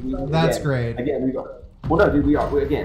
You're talking about, like, I endorse it, but I already said that we're just in this little box that you've created of the only thing you can possibly do is kill all the males. There's no way to just throw them in jail. There's no way to fucking, work with that government, because obviously this tribe's not. There's all these other options that in real life we would explore and try to get and hopefully be successful. Yeah, so in the hypothetical, I said that would be the only way to do it. You'd still be against settler colonialism just on the basis of it being settler colonial, so you're an ideologue. Even when it results in shooting all the males in the head would not be genocide. That's going to be contentious. I wish there was a third party that fucking neither one of us knew that would argue that as well, because you're going to say that shooting all the males in the head would erase their society and that they'd have to fuck their brothers and sisters. I'm saying not necessarily. You could shoot all the guys that were doing it. It might not be every single fucking older male. And if it is every single one, again, their children grow up. Dude, and if the kids grow up and start doing it, then I guess you got to shoot them too in this scenario that you've created. That's the only way. Well, you put them in jail because it's a civilization now. Well, dude, but you said that that's the only other way. You said that the only way we could deal with it is to kill them. And let's say we do kill those males, and then you're saying, well, that's if they choose to go to war. Not if we SEAL Team 6 them in the middle of the night. Maybe they would. They probably would. The kids and the moms are going to be pissed and wage war against you. And then you're probably fucked. But again, now we're just going down like a hypothetical and a hypothetical. And if that happened, then I don't know what the fucking best solution is. Okay, so the reality, let's go away from hypotheticals. The reality of the situation is Israel wanted their own state to protect them from another Holocaust, which I think is perfectly fucking reasonable. The rest of the international community, the UN, also wanted a state for Jews. That happened, it was created, and you could talk about whether or not it was done the most ethical way or whatever, but it happened. So from here on out, like I'm just interested in how you think. It's important to understand. It's important to understand that happened, and then to go. The next step is to understand again when you talk about they hate Jews. Well, you got to understand Hamas hasn't been around for very long, and every single person who's a member of Hamas was likely alive in somewhere between now and 1948. No, every single person. No. The only Jews that they have known. I don't think there's a single Hamas member that was around in 1948. I'm not saying that. I'm saying they were alive sometime after the establishment of Israel. What my point was is none of them were alive before that. That's my point. Every single member of Hamas, whether it be the militant ones, the older guys, whatever, that are politicians, they have all been under Israeli rule. They've all been victims of this settler colonial. No, they're victims. They're victims of their fucking parents who are stupid enough to go to war with Israel. Oh, fuck! What? They live there. They're stupid for the. Wait, hold on. They're stupid. What did you just say? I said they're victims of their parents who are stupid enough to go to war with Israel. Again, if they had never gone to war with Israel, they would have had more territory than they have now. Many of them would be living in Israel. Many of them would have been living in Israel, and they wouldn't even be in the Gaza Strip or in the West Bank, and they would be living under a democratic society. So it's their parents' fault. It's not Israel's fault. But again, I'm kind of interested what, like, Israel's not going to go away as a state. They have an interest in existing. The only way to get rid of the state of Israel is going to be to go to war with them, so that's not happening. What do you think Israel should have done in response to October 7th? I think Israel... Okay, so what's interesting is, like, you're okay with saying that it's the fault of Hamas because of their parents. Well, I'm going to say it's the fault of Israel that there exists a militant resistance to Israeli oppression, i.e. Hamas. They were never planning on oppressing anybody. The only reason they went to war is because Palestinians went to war with them. Dude, we got to move past that. We do have to move past that. But anyway, what do you think Israel should have done in response to October 7th? Confirming next hard point. What should Israel have done? Israel shouldn't have been the Israel that created a need for October 7th. Well, that's great. We can't go back in time and tell everybody to do things right. So what do you think Israel should have done in response to October 7th? Negotiated immediately. Said, oh, you got our people? We know we've been fucking you. We know we've got thousands of your people. We know we've got you all in a cave. How in the hell do you think negotiations with a genocidal terrorist group whose stated goal is to wipe every Jew off the face of the planet would go? Why do you think they took the hostages? Yeah, so that they have bargaining power. So how do you think... So that they could do what? Negotiate. Yeah, so how do you think negotiations would go with an Islamic extremist terrorist group whose stated goal is to exterminate the entire world of Jews? Well, that doesn't matter if that's their stated goal, because they obviously wouldn't be able to negotiate that. They wouldn't be able to get... Well, you're right. So how do you think negotiations... How do you think Israel should have negotiated with Hamas initially? And what do you think they should have done? In the blockade. That's what Hamas. That's one of the biggest things. Okay, that so Hamas the only wants. reason the October 7th attack wasn't as deadly as it could have been is because of the blockade. Hamas had to break down some of the border walls. They had to fly in. Wait. They had to fly in with those paragliders. If there was no blockade, Hamas would have just been able to go rush in without any resistance whatsoever. So you're saying after 1,200 Jews were brutally murdered by Hamas, you're going to knock down the border walls and let Hamas terrorists just rush in freely? So you keep calling these people terrorists, but what they really are is just freedom fighters, dude. You keep calling them they're terrorists. So they're freedom fighters, but their stated objective is to exterminate the entire world of Jews. It's the whole world, and if it is, it's still. Could you imagine being again, dude? Could you imagine? So do you realize? Wait. Do you realize how? Do you realize how?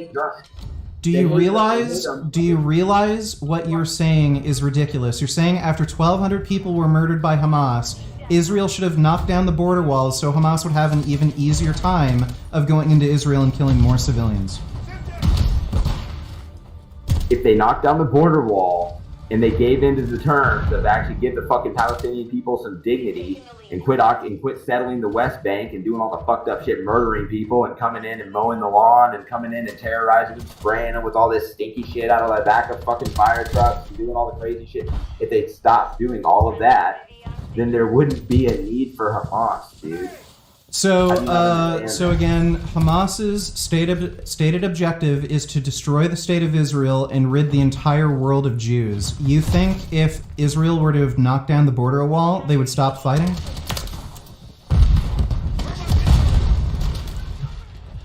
How do I know they wouldn't? How do you know they wouldn't? Because they tell you. Hamas leaders said they're going to keep committing October 7th over and over and over again until the state of Israel is destroyed.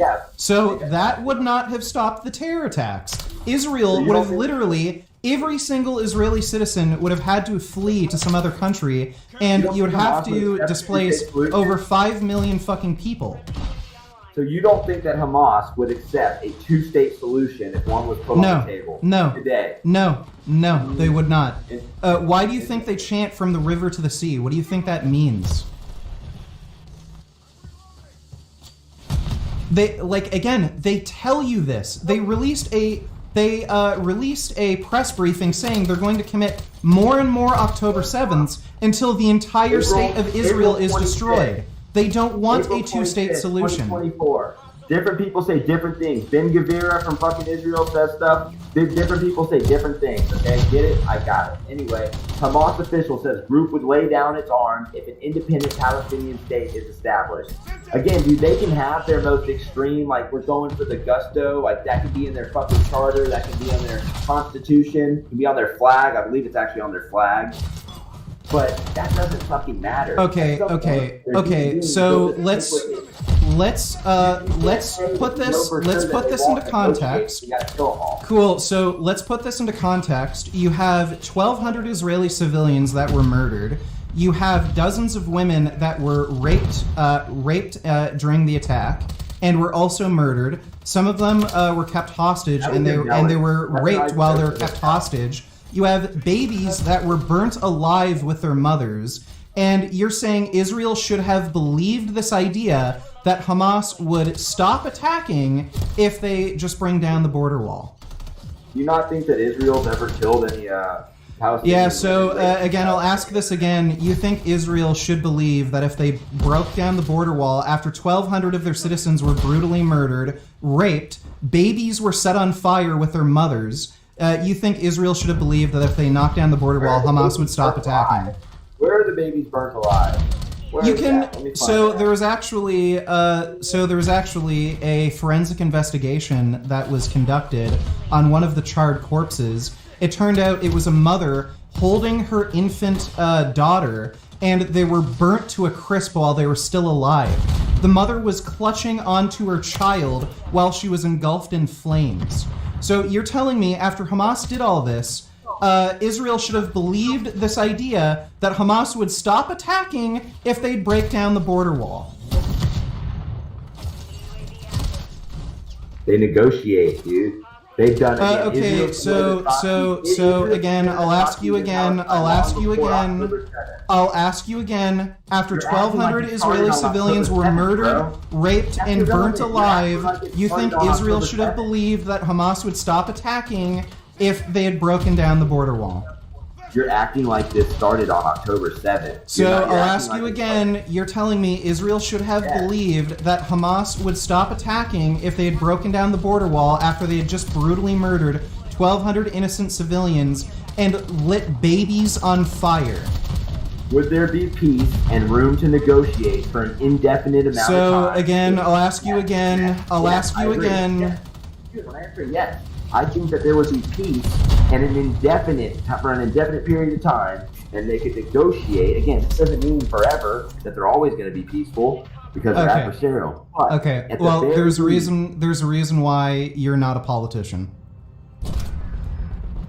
Okay, dude, again, the reason why the Hamas exists is because these people are in the world's largest open-air concentration camp. The only reason they're in a concentration camp is because they committed terror attacks. There's no border wall around Gaza until they started committing terror attacks.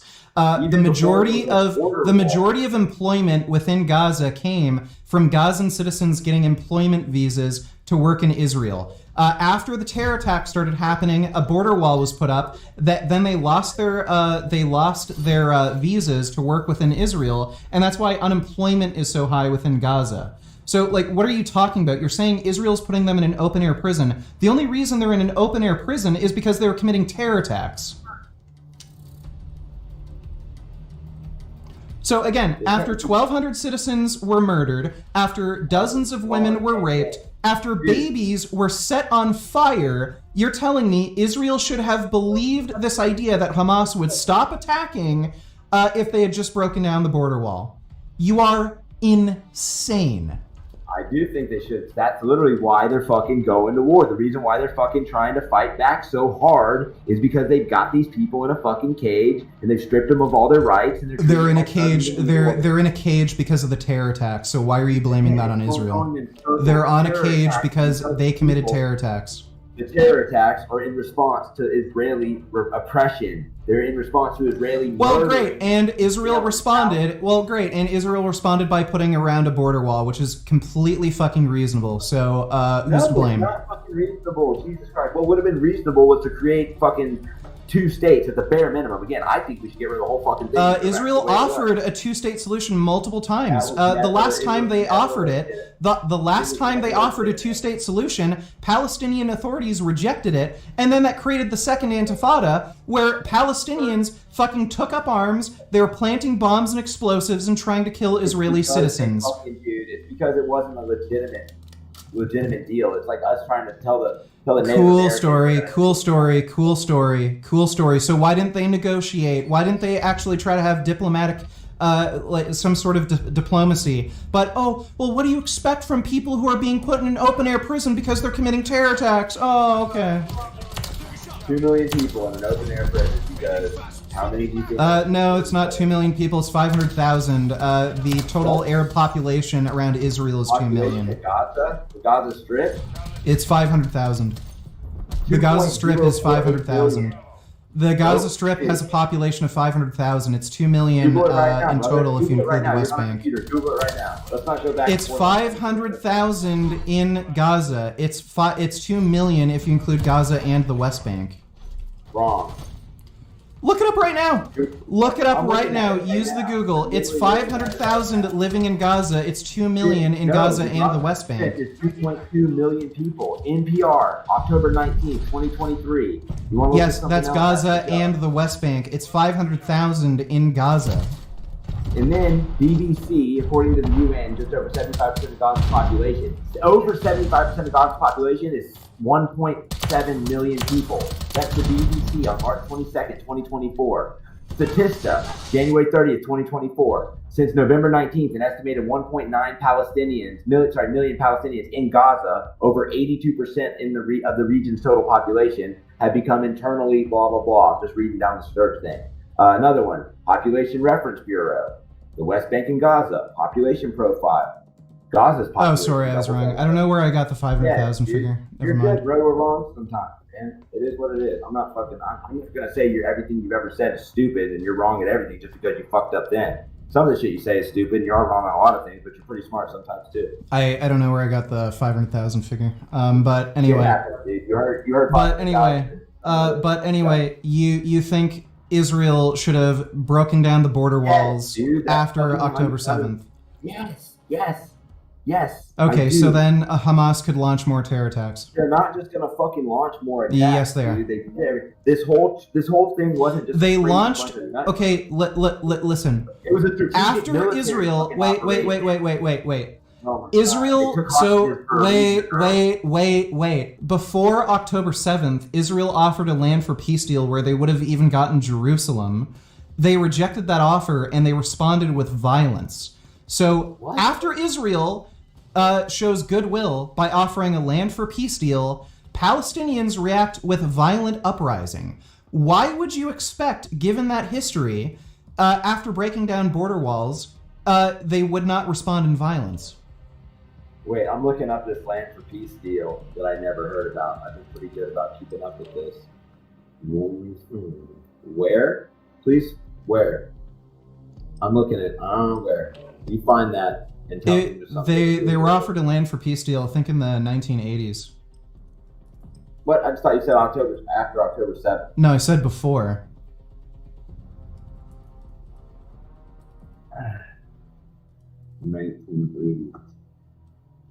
Again, though, are they supposed to perceive these being given land that they think should be theirs?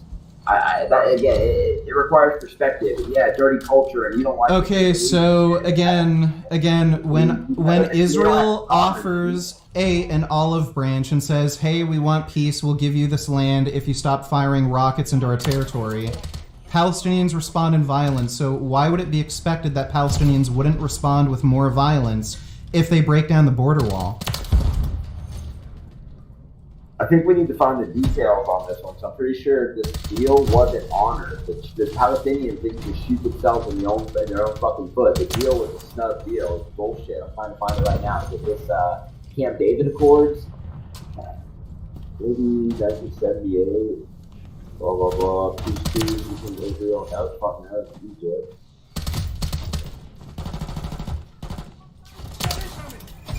Because I have watched several documentaries on this. Every fucking time that they made a deal, it was bullshit. Yeah, well, guess what? So guess what? A supposedly bullshit deal isn't killing anybody.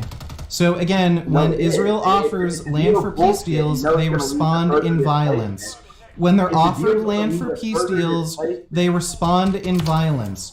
So especially given that historical context, why would you think Hamas would stop attacking if you break down the border wall? Why wouldn't they just see that as Israeli weakness and, oh, now we have an opportunity to actually, have this violent uprising and we're not inhibited by this border wall? Why would you think that? Because they're fucking human beings, dude. They're not fucking animals. No, they are animals. No, they are animals. If you burn innocent fucking children, you're an animal. You're below an animal. Animals wouldn't do that. Animals wouldn't do that. Dude, and Israel is burning innocent children. No, they're not. No, they're not. Hamas is deliberately putting themselves in civilian infrastructure. They're deliberately putting civilians in harm's way so that they have propaganda pieces to attack Israel with. So imagine this, real quick. Let me paint a scenario real fast. Hypothetical situation. It'll be a fast one. There's a bank robbery. Right before the guy, he comes outside, he shoots a fucking cop, right? He shoots a cop. You know how cops are when you shoot a cop. They, oh, you motherfucker killed one of us. Anyway, he shoots a cop, he runs back inside, he takes 15 fucking people hostage. He's standing in the bank, he's holding the lady in front of him, and instead of having a negotiator come in, or shoot the guy with a sharpshooter, take him out when you can. That's a policing situation, not a war situation. That's a completely disanalogous. Dude, it's the same situation. It's completely disanalogous. You're talking about war versus a hostage. You're talking about warfare. You're talking about warfare versus a policing situation. Police engaged in warfare. You're talking about a policing situation versus a warfare situation. It is completely different. About a situation in which there's a civilian group of people with a bad guy. Okay, well, according to you, every single nation ever in history has engaged in this killing children bullshit because no war ever in history has not resulted in civilian casualties. So are you saying every single war that's ever been conducted by any military ever is unethical and they're killing children? So you're telling me every single war that has ever existed ever in human history is unethical because they ended up killing children?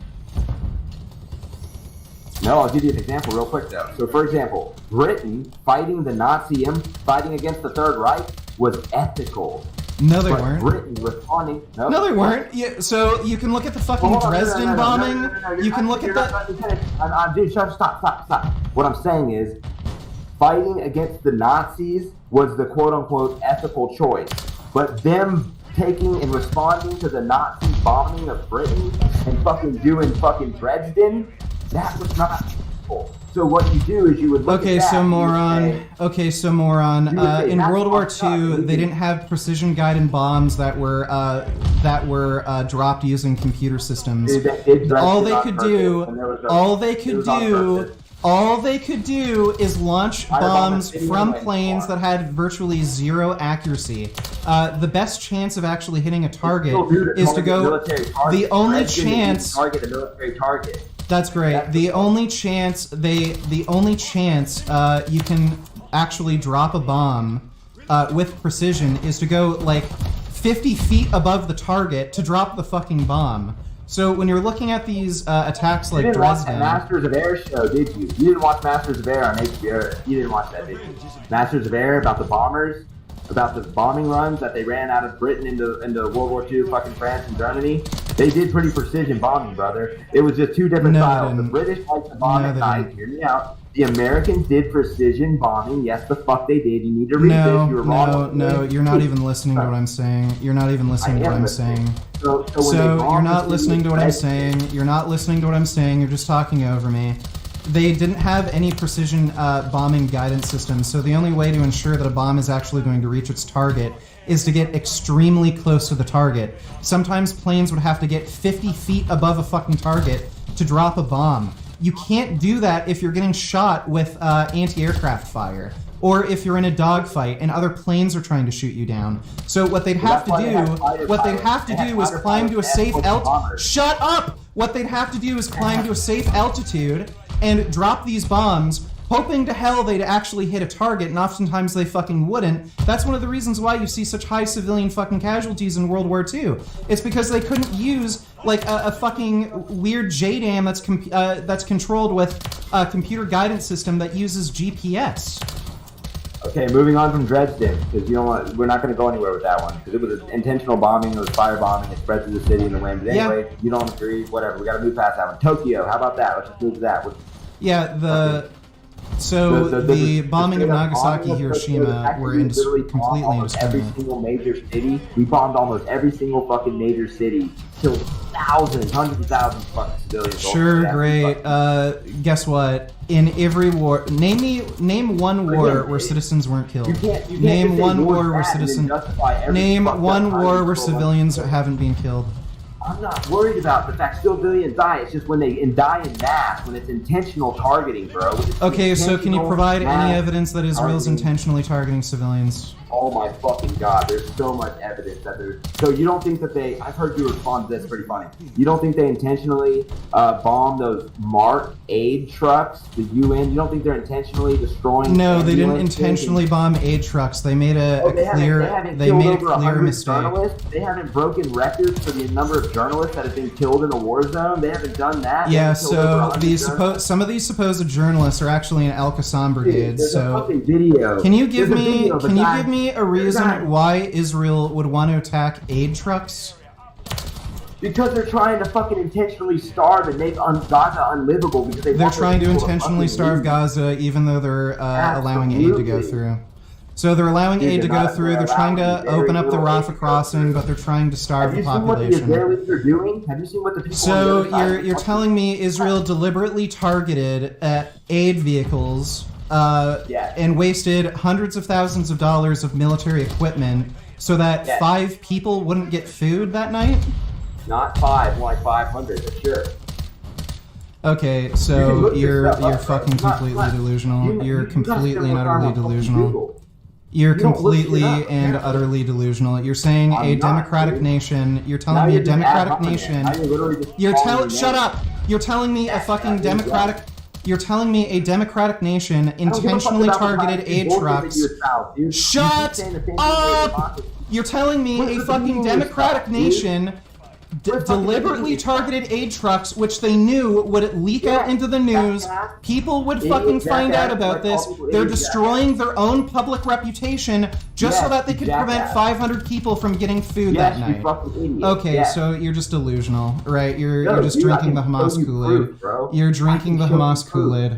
You hate this because it negates your delusion, bro. You can't stand the truth because it negates your delusional worldview. But I can show you fucking Do you proof. think You won't win this people one. in the You Israeli can't- you military won't are like hypothetically win completely this one. sorry? So they're trying to starve people. If they're trying to starve Did you people, listen to why the would video they of the little attack? girl screaming in the fucking car while the Oh tank my shot her? god! Did you Yeah, listen to that? a tank shot them because they came too close to the armored vehicle. Dude, You idiot! no, the tanker girl was calling the first aid worker in a car that was already shot up. She was in a car with a bunch of dead bodies. Her family was already shot. That's She was great. begging the That's fucking great. person. That's great. So if Dude, again, Israel like, was you always trying, think that's great, so you just let's dismiss everything. I think we can assume that Israel isn't run by like people with an 83 IQ. I think we can assume Dude, it's they're run by fairly smart genocidal people. fucking maniacs. Yeah, so they can be genocidal maniacs, but I think we can assume are. they're fairly smart people.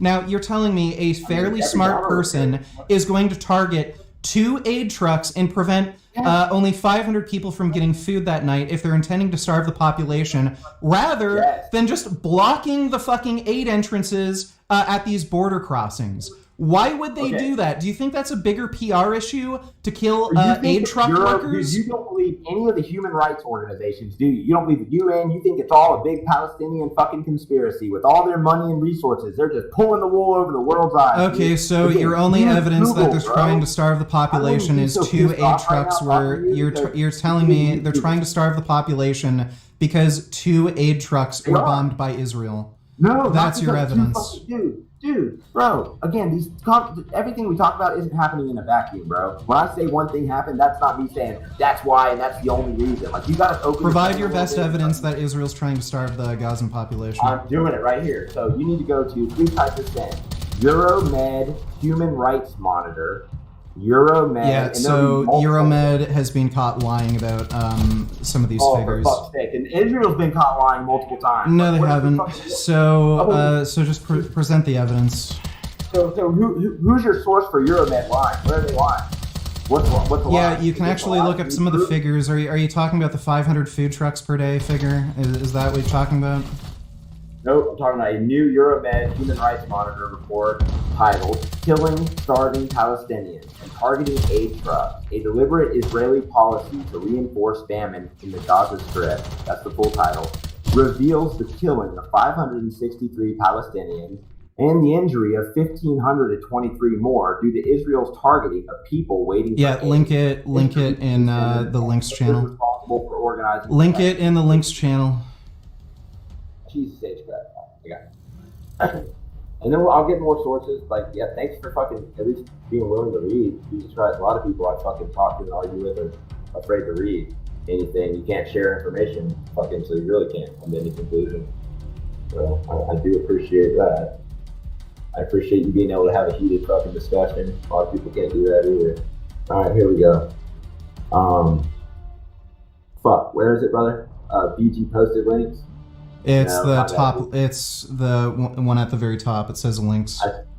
This is literally, I wasn't bullshit. I fucking, this is the first time I've ever used Discord. It's pretty cool. So, yeah. Nearport killing starving Palestinians. According to the report, 256 people were killed in Kuwait roundabout area in the southeast of Gaza, blah, blah, southeast city, 21 due to the targeting of aid distribution centers. Documentation also shows that 41 police officers and People's Protection Committee members were in charge of overseeing aid distribution were killed, along with 12 aid distribution workers, 2 of whom were from UNRWA. Let me just quickly go through this. Use of starvation as a weapon, major obstacle.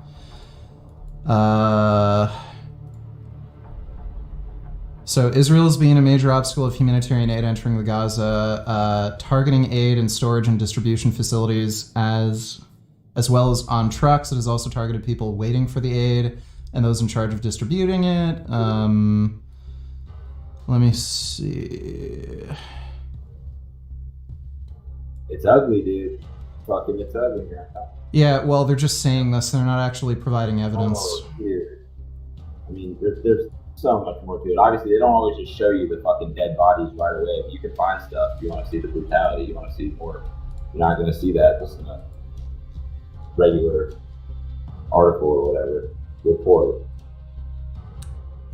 Okay, this is the actual one. Humanitarian aid, convoy, victim numbers. I got the one on the World Central Kitchen right here as well. Put that in there, but I'll just keep putting it over there.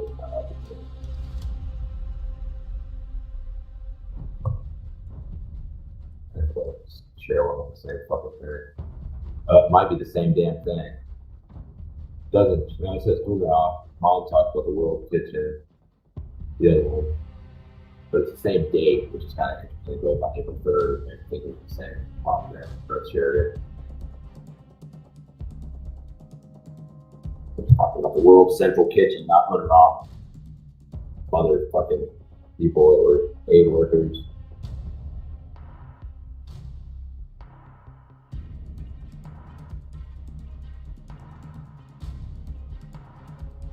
I mean, CNN, the Guardian article that I just shared with you about this is I'm reading this and it's already like kind of retarded. So, following the start of the Israeli military's ground invasion into Gaza on October 27th, the Israeli army soon established military checkpoints on Salah and Al Din Road to the east and Al Rashid Street to the west, and eventually divided entire roads from east of the Gaza Strip to the west, thereby effectively separating the northern, eastern, southern regions of the Gaza Strip from Gaza City and facilitating Israeli military control over the area. Thus, Israeli forces were able to control movement from the southern to northern part of Gaza Valley, prevent the forcibly displaced from returning to their homes. Yeah, because you definitely want people to return to their homes when they're getting bombed, and only a permanent limited number of humanitarian aid trucks to enter the area during the week-long truce that ran from 24th November to December 2023. As a result, famine started to spread through northern Gaza Strip, nearly all food supplies had run out in the markets, resulting in a rise in the number of fatalities from starvation, malnourishment, dehydration. So far, there's only, to this day, I think 32 starvation deaths. So this is a little dramatic. The people of the Gaza Strip being forcibly displaced more than once. Okay. Great. Yeah, it's a war zone.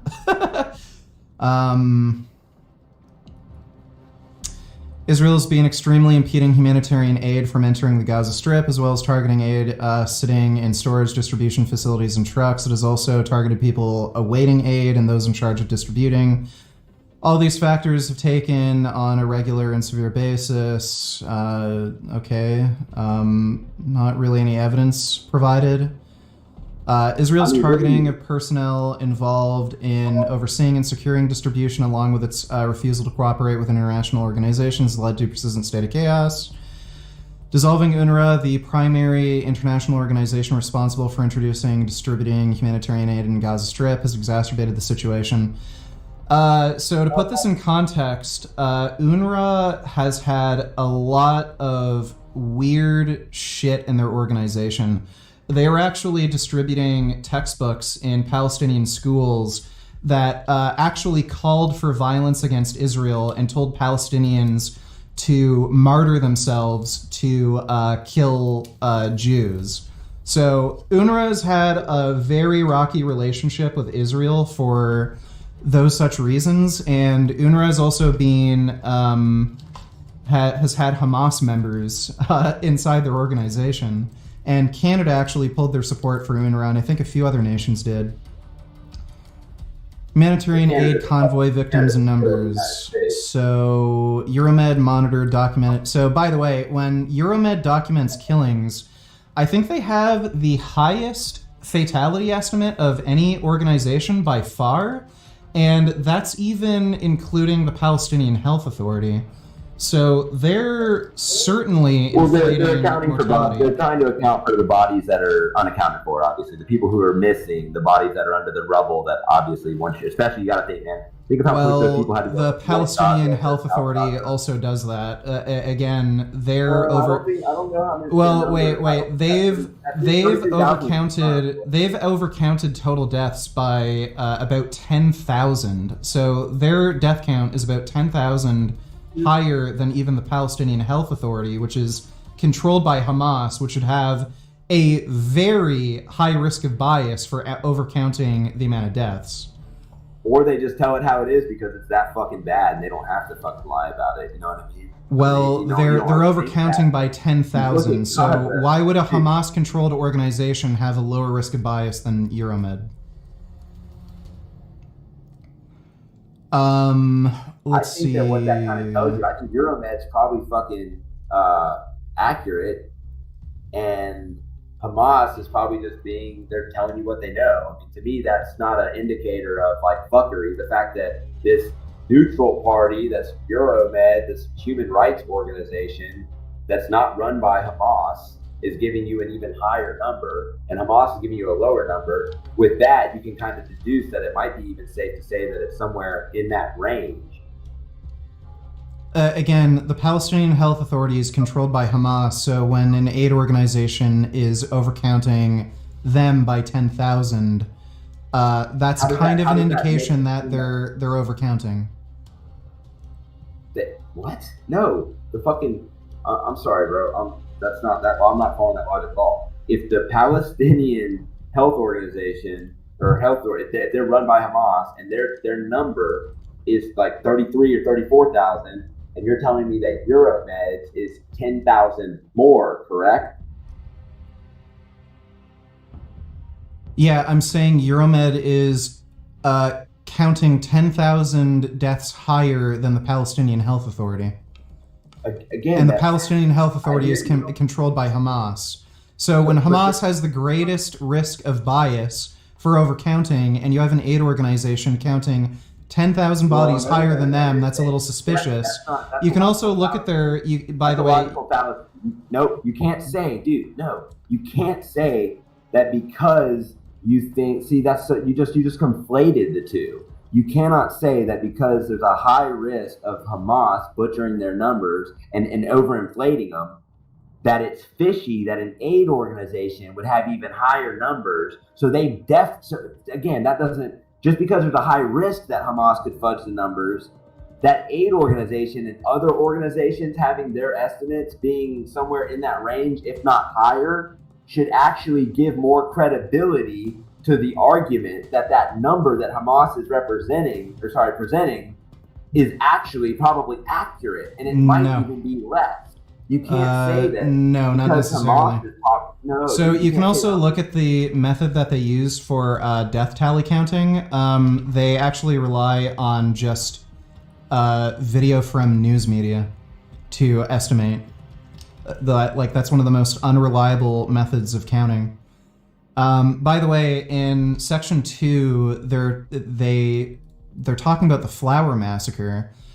The Flower Massacre thing is a huge meme.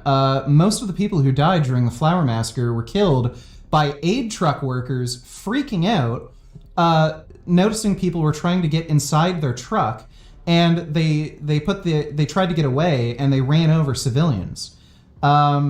Israel only engaged with Palestinians who were getting too close to Israeli forces and some of their armored units. Where are you getting that from? So Israel released an official statement. CNN has covered the flower massacre, and they also showed Israeli drone footage. They showed Israeli drone footage. Most of the people who were killed in the flower massacre died either from trampling or aid trucks running them over because they were swarming these aid trucks and actually trying to get inside the vehicles. Yeah, but were they doing that before or after the IDF attack? The IDF didn't directly engage anybody on these aid trucks. They only engaged people who were coming too close to Israeli forces and their armored vehicles. So again, though, like if you want to talk, I mean, come on, dude, you understand that if there's a big crowd of people and someone starts shooting, a military starts shooting fucking probably heavy machine guns or whatever, AR-15s or M16s, whatever they had. Even if this is the real quick. I'll give you an example of their biased reporting. So this is in section 2, paragraph 2. On 14th March 2024, Israeli armed forces opened fire on thousands of civilians who had gathered near the Kuwait roundabout on the Salah al-Din road in southern Gaza City using tanks, helicopters, and drones. The shooting left more than 80 dead and 200 injured. So you're telling me with 50 cal, 30 caliber fire, including small arms from like AR-15s or the other stupid rifles they use, you're telling me they're only able to kill 80 fucking people using machine guns from fucking tanks, drones, heavy weaponry from helicopters, along with small arms fire from ground forces. Like again, and they provide no evidence that most of these deaths are actually from Israel. They only provide, they provide no evidence. They give one. Imagine if there was a mass shooting in New York City right now. Let's say, fucking Times Square, New Year's Eve. A couple guys start fucking firing off AR-15s into the crowd. After that, you can't say, well, those guys only killed 14 of the 100 people that died. The rest of the people wait. Just for comparison, the Las Vegas shooting in 2017, the guy opened fire on a large crowd of people who were at the at that music concert. He killed 60 people, wounding 413. That's one single person killing 60 people. You're telling me there were dozens of Israeli ground forces, there were tanks, helicopters that all opened fire on thousands of fucking Palestinian civilians, and they only managed to kill 80 when one single person was able to kill 60 and injure 413. One single person. More than 100 people were killed and 700 injured in the flower massacre. No, it was 80 killed, 200 injured. The flower massacre killed 80. Let me see, flower massacre. CNN. I'll share it with you. Okay, Gaza Health Ministry. So this is from the Gaza Health Ministry. 118 people were killed. Al Jazeera said the attack was a broader pattern, blah, blah, blah. Al Jazeera. Al Jazeera is not fucking credible because I'll use, I know. Okay, sorry. 100 people killed, 700 injured. So one single person in the Vegas shooting was able to kill 60 people and injure 413. You're telling me dozens of Israeli ground forces, tanks, helicopters, drones were only able to kill 100 people and injure 700 when there's thousands of people in front of them? That's like, do you understand? Do you understand the accusation is just absurd? Like most of those people died in the stampede. That doesn't mean that they didn't just start blasting people. That doesn't mean that they weren't shooting people. And that's the whole point. The Israeli military didn't deny that they engaged with targets that were coming too close to their forces. That wasn't denied. The statement from the Israeli military is that all of these people who died around the aid trucks were either run over by the aid trucks or were killed from trampling. And again, I have not seen any evidence to the contrary. Well, I mean, you shared this one with me. I mean, again, I'm not saying it's valid. Like, what you shared this one with me. This wasn't one of the ones that I'm like pushing on you as like me. But again, this may be a case where it was people. I think there's a freaking. I'm looking at like a video actually. Warning that some of the images. Oh, sorry, man. Reported. I'm trying to make you listen to that. Anyway, it shows all the people, and yeah, it shows like the mass of people, the freaking crowd, the real thick right there. They're running, blah blah blah. I'm not denying that most of these people, but you can see where the Israeli like gun placements are or whatnot. It's showing it's like circling 3. I'll share this with you just for the hell of you want to look at it. It's a pretty interesting CNN video. Again, it's not gonna prove what you're saying is wrong because it's not. You're just talking about this specific incident, but I don't think that the fact that most of these people died even if it's most. Again, I don't know if it's most. You don't know if it's most. But let's even assume that most of the people died as a result of just the crowd reaction. Okay, well, listen, if you actually read the section of this article, they get eyewitness accounts. Like, some of them are telling them, like, tanks directly opened fire at the aid convoy. Like, I mean, again, where's the evidence? The gun, like, either... You like pictures of the blown up aid convoy in Israel? Well, in the Flower Massacre, yeah, I'd like to see evidence that a tank directly opened fire with the aid convoy. If tanks were actually directly shooting on civilians, either with machine gun fire or with their turret, you would see like pieces of people that would be blown to bits. So, like, I haven't seen any evidence of that. All they provide in this document is one X-ray of somebody who was shot in the legs, and they have these eyewitness accounts of people saying, "Oh yeah, they were like engaging with tank fire directly on the fucking aid convoy." And again, there's no evidence of this. And again, only about 100 people were killed, 700 injured. Like, where's the evidence? I just have a hard time believing one single guy committing mass shooting could kill 60 people, injure over 400, but Israeli tanks, helicopters, ground forces directly engaging with an aid convoy only managed to kill 118 and injure 700. Well, dude, that again, like, you're assuming that okay, the mass shooter in Vegas, he started shooting and he didn't stop. He just kept shooting. That's how, dude. That's the answer to your question. The Israeli tanks, let's assuming they did open fire. Again, that doesn't mean that they just laid on it and just went to town on them and mowed them all down. No, it could have been a quick little thing. It could have just been a fucking volley of gunshots, a couple fucking shells from the tank, whatever. And then the people, again, that might have killed, I'm totally hypothetical right now. Neither one of us knows the 100% detail, but that could have killed 30, 40 people. And then the rest of them, 60 of them just died in the fucking craziness, the riot or whatever. Not the riot, but the stampede running away. But by the way, with all of these examples, so I'm on section 3, targeting humanitarian aid distribution centers. March 18th, Israeli aircraft bombed an aid storage distribution center east of Jabalia camp in North Gaza. Government killing 2 people working in aid distribution. Like, they don't mention any of the Hamas members killed.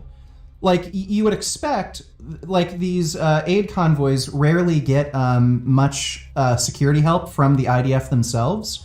So whenever they're going out into these areas, like these UNRWA food trucks and distribution centers, Hamas members can be there. They don't have Israeli military guarding them constantly. So they'll only mention civilian casualties, but then they won't fucking mention any of the Hamas members that were killed. And some of the people who are working in these aid organizations are actually Hamas members. That's fucking... What? How many people at UNRWA?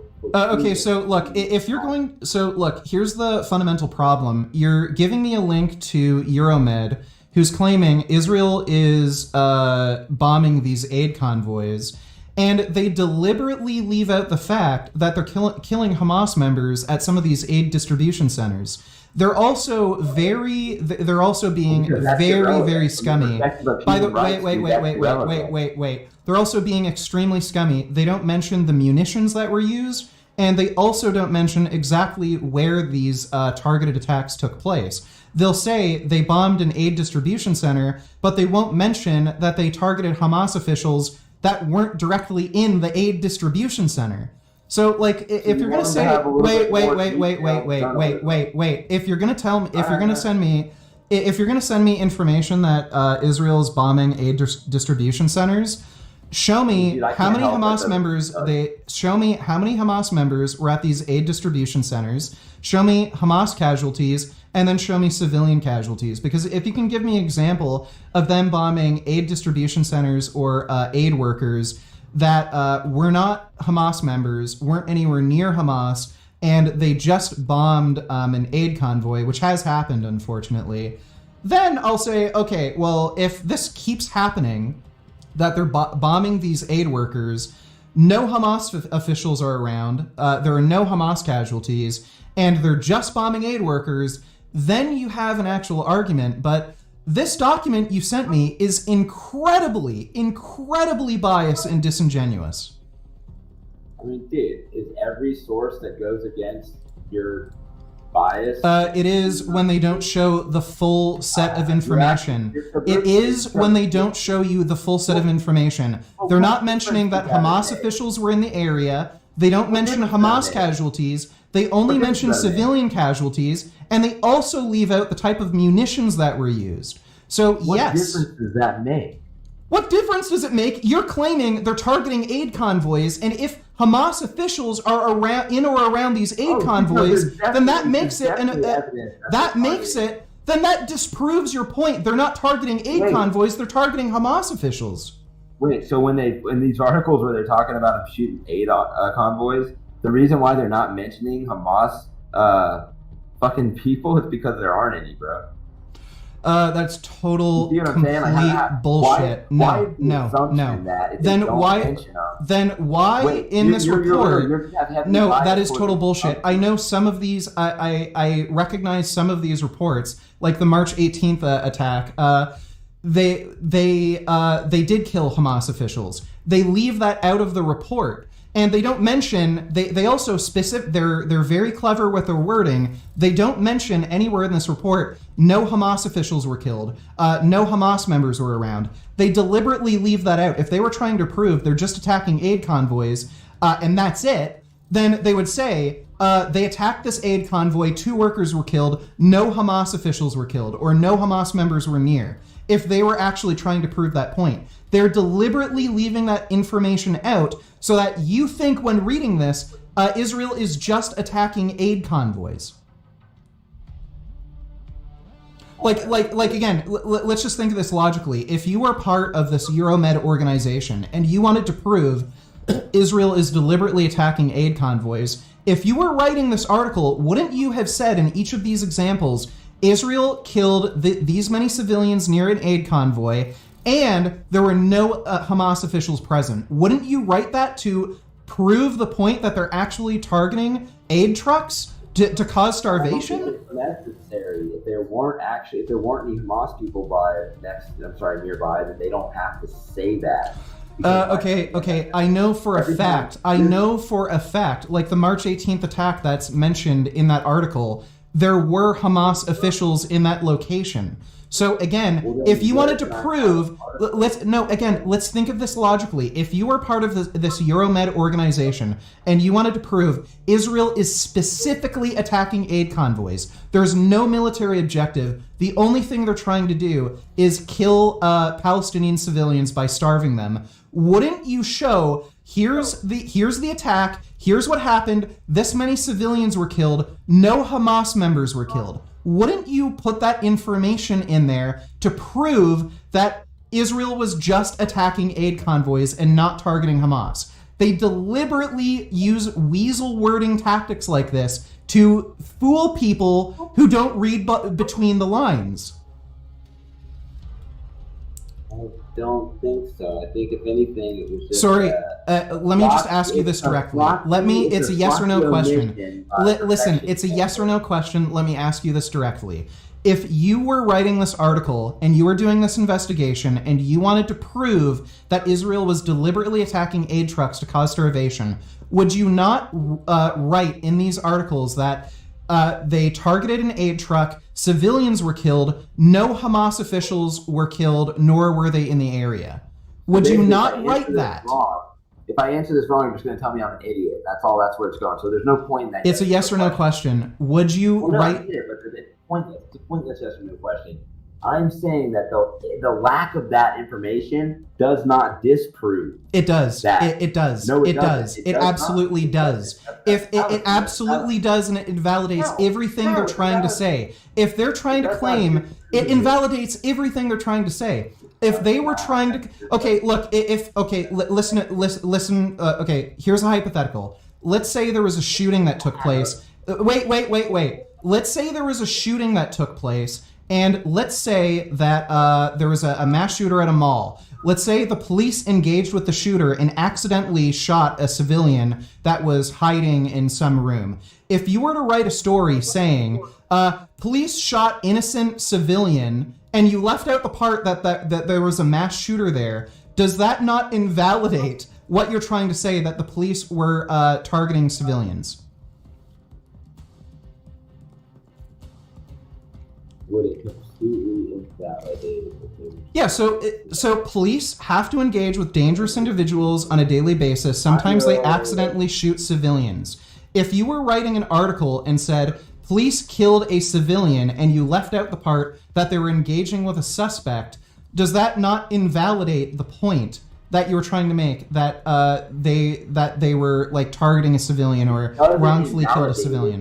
No, hold on. It does not. Here's my answer. You want it to be yes or no, and I'm gonna just. It can't be. It does not invalidate it, but it leaves out important details. It doesn't make it. They did again. It invalidates it. True.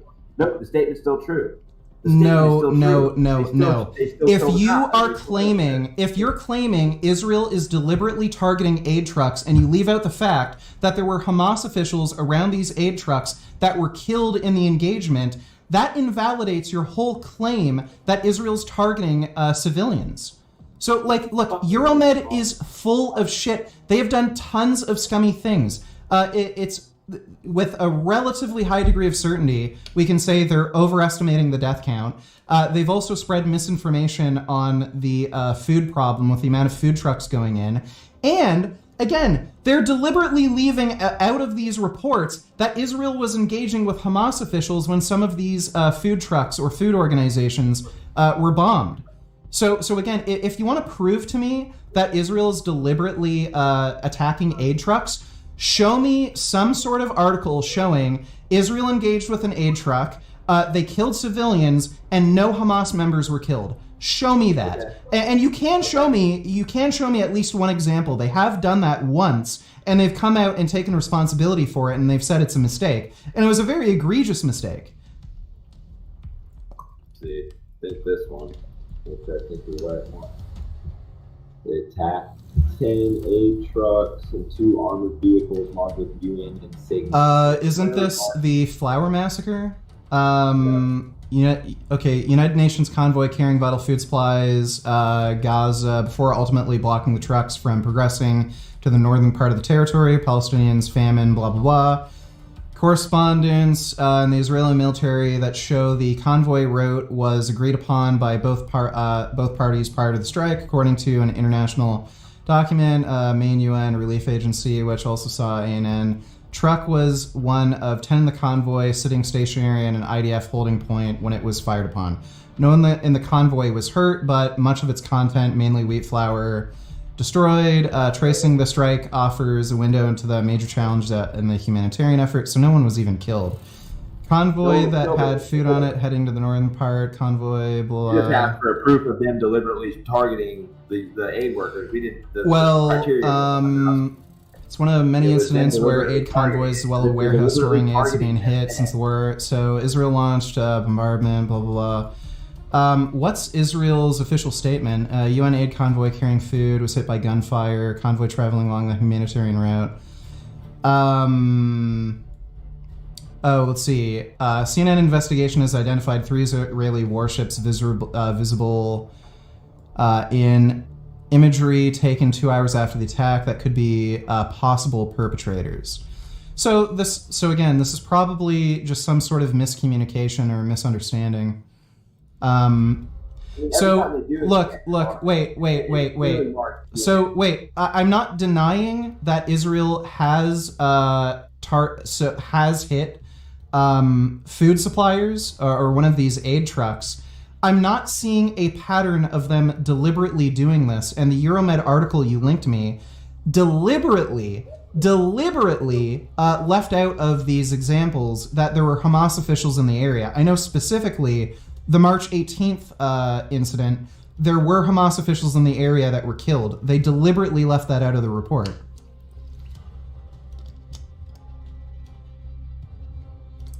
So I'll agree with you.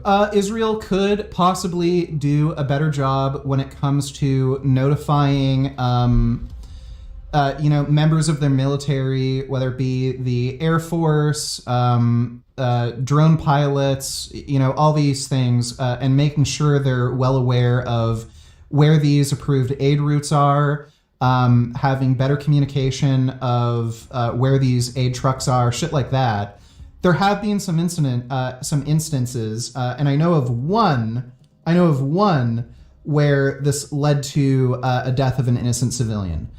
I'm not saying that's bad, and Israel could maybe do a better job of this, but I am not seeing widespread evidence that Israel is deliberately targeting aid trucks with no military objective.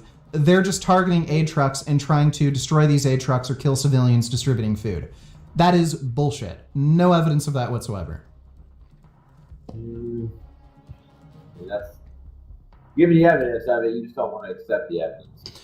Well, again, the article by Euromed you linked me is deliberately leaving out the fact that they were engaging Hamas officials. So, where can you show me something where Euromed's credibility, other than your own subjective opinion, and I don't mean to detract from it, just other than that, can you show me any kind of article, because I can't find it. I've been kind of looking for it on the side over here, where Euromed's actually being called, like where their credibility is being called into question. Like, I can't find that. Can you find me something? And it can't be from like honest reporting, because honest reporting is straight up, literally, it's paid for by the state of Israel. It's AIPAC money, baby. It's kind of funny. It's called honest reporting. This whole thing is set up to. Well, Israel is a democratic society. They have their own news organizations that are self-critical. So that's kind of weird.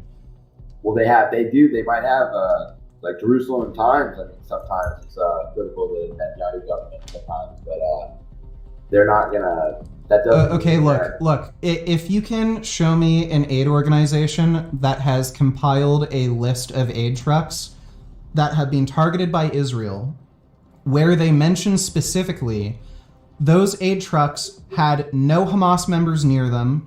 There's no clear military objective, but the trucks were hit, and there were civilian casualties, or perhaps even no civilian casualties, but there were no Hamas members in the area that could have been possibly targeted. Then you would have a case. But this Euromed article you linked me is deliberately leaving out the fact that most of these strikes, there were Hamas members in the area that Israel was trying to kill. That completely invalidates their claim that Israel is targeting food trucks to cause starvation. One discrepancy that you pointed out that I haven't even verified yet. I'll give you the benefit of the doubt for it. I'll try to verify it. And I can't, or whatever. But anyway, I verified that you're correct. With the exception of this one simple thing, we can't find anything else about Euromed that's from a credible source telling me that for some reason I shouldn't trust Euromed. So, like, you're telling me that we might not be able to trust. Well, you can. Well, look. You can look at how they tally total mortality figures. It's incredibly unreliable, and they're being. Let's say, generous when it comes to the death tally. You can be self-critical and look at the way they're tallying the death count versus every other aid organization, including the Palestinian Health Authority, which is controlled by Hamas, even Hamas themselves don't use the same tracking system that they use. So that should tell you something. They've also spread misinformation about the food. UN would use those numbers. Do you think the whole fucking United Nations is just a bunch of morons? All those people, all those people that have Euromed has the highest estimate of any aid organization. Well, they can have that by far. So I don't know why you. So I don't know why you'd rely on Euromed numbers when every other aid organization falls. Even the UN, dude. The UN is saying it's more than 35,000. As of May 14th, 2024, I might be able to find even more recent numbers. I don't care. Yeah, Israel estimates.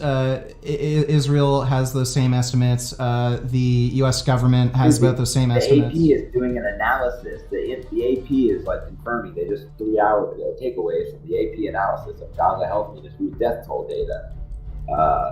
Yeah, and by the way, if you look at the death toll data, even with the most unfavorable numbers towards Israel, they're clearly using very discriminate tactics when it comes to bombing. Avi has actually compiled a lot of this data, and you can compare, again, if you're going to claim they're doing indiscriminate bombings, it does not coincide with the data. I think the worst numbers for Israel, I think it's 35,000 civilian casualties versus 4,000 Hamas members killed.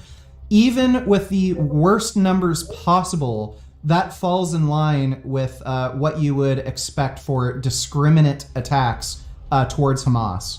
They're not doing indiscriminate bombings.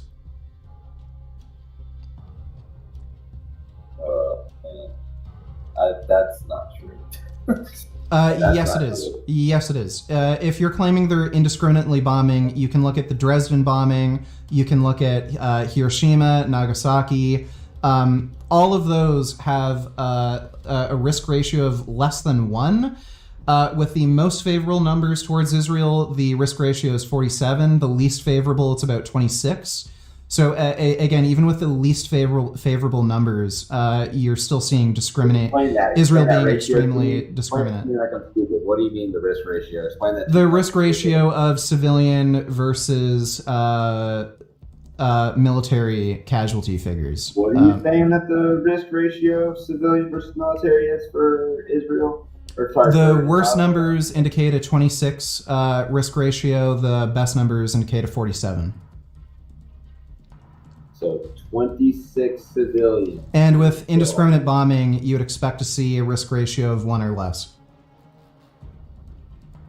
That's what you see in the Dresden bombing. That's what you see in Nagasaki, Hiroshima. Those are indiscriminate bombings. Avi has this compiled on his Twitter. Let me get you a link. Give me a second.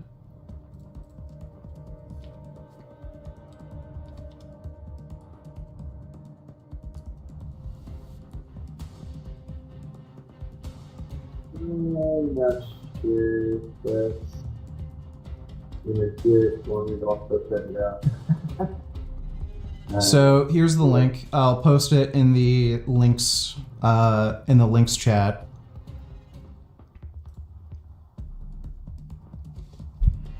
So the whole world's just full of shit then, right? The ICC, the ICJ, it's all Well, again, the numbers do not support the claim.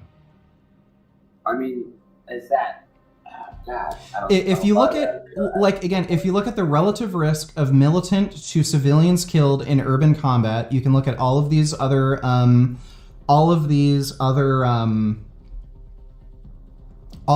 attacks. A value below 1 shows discriminate killing of civilians. A value of 1 infers complete indiscriminate killing. Lower values infer less discriminate killing of militants. Higher values infer more discriminate killing of militants. Israel is between 26 and 47 right now. What is this based on?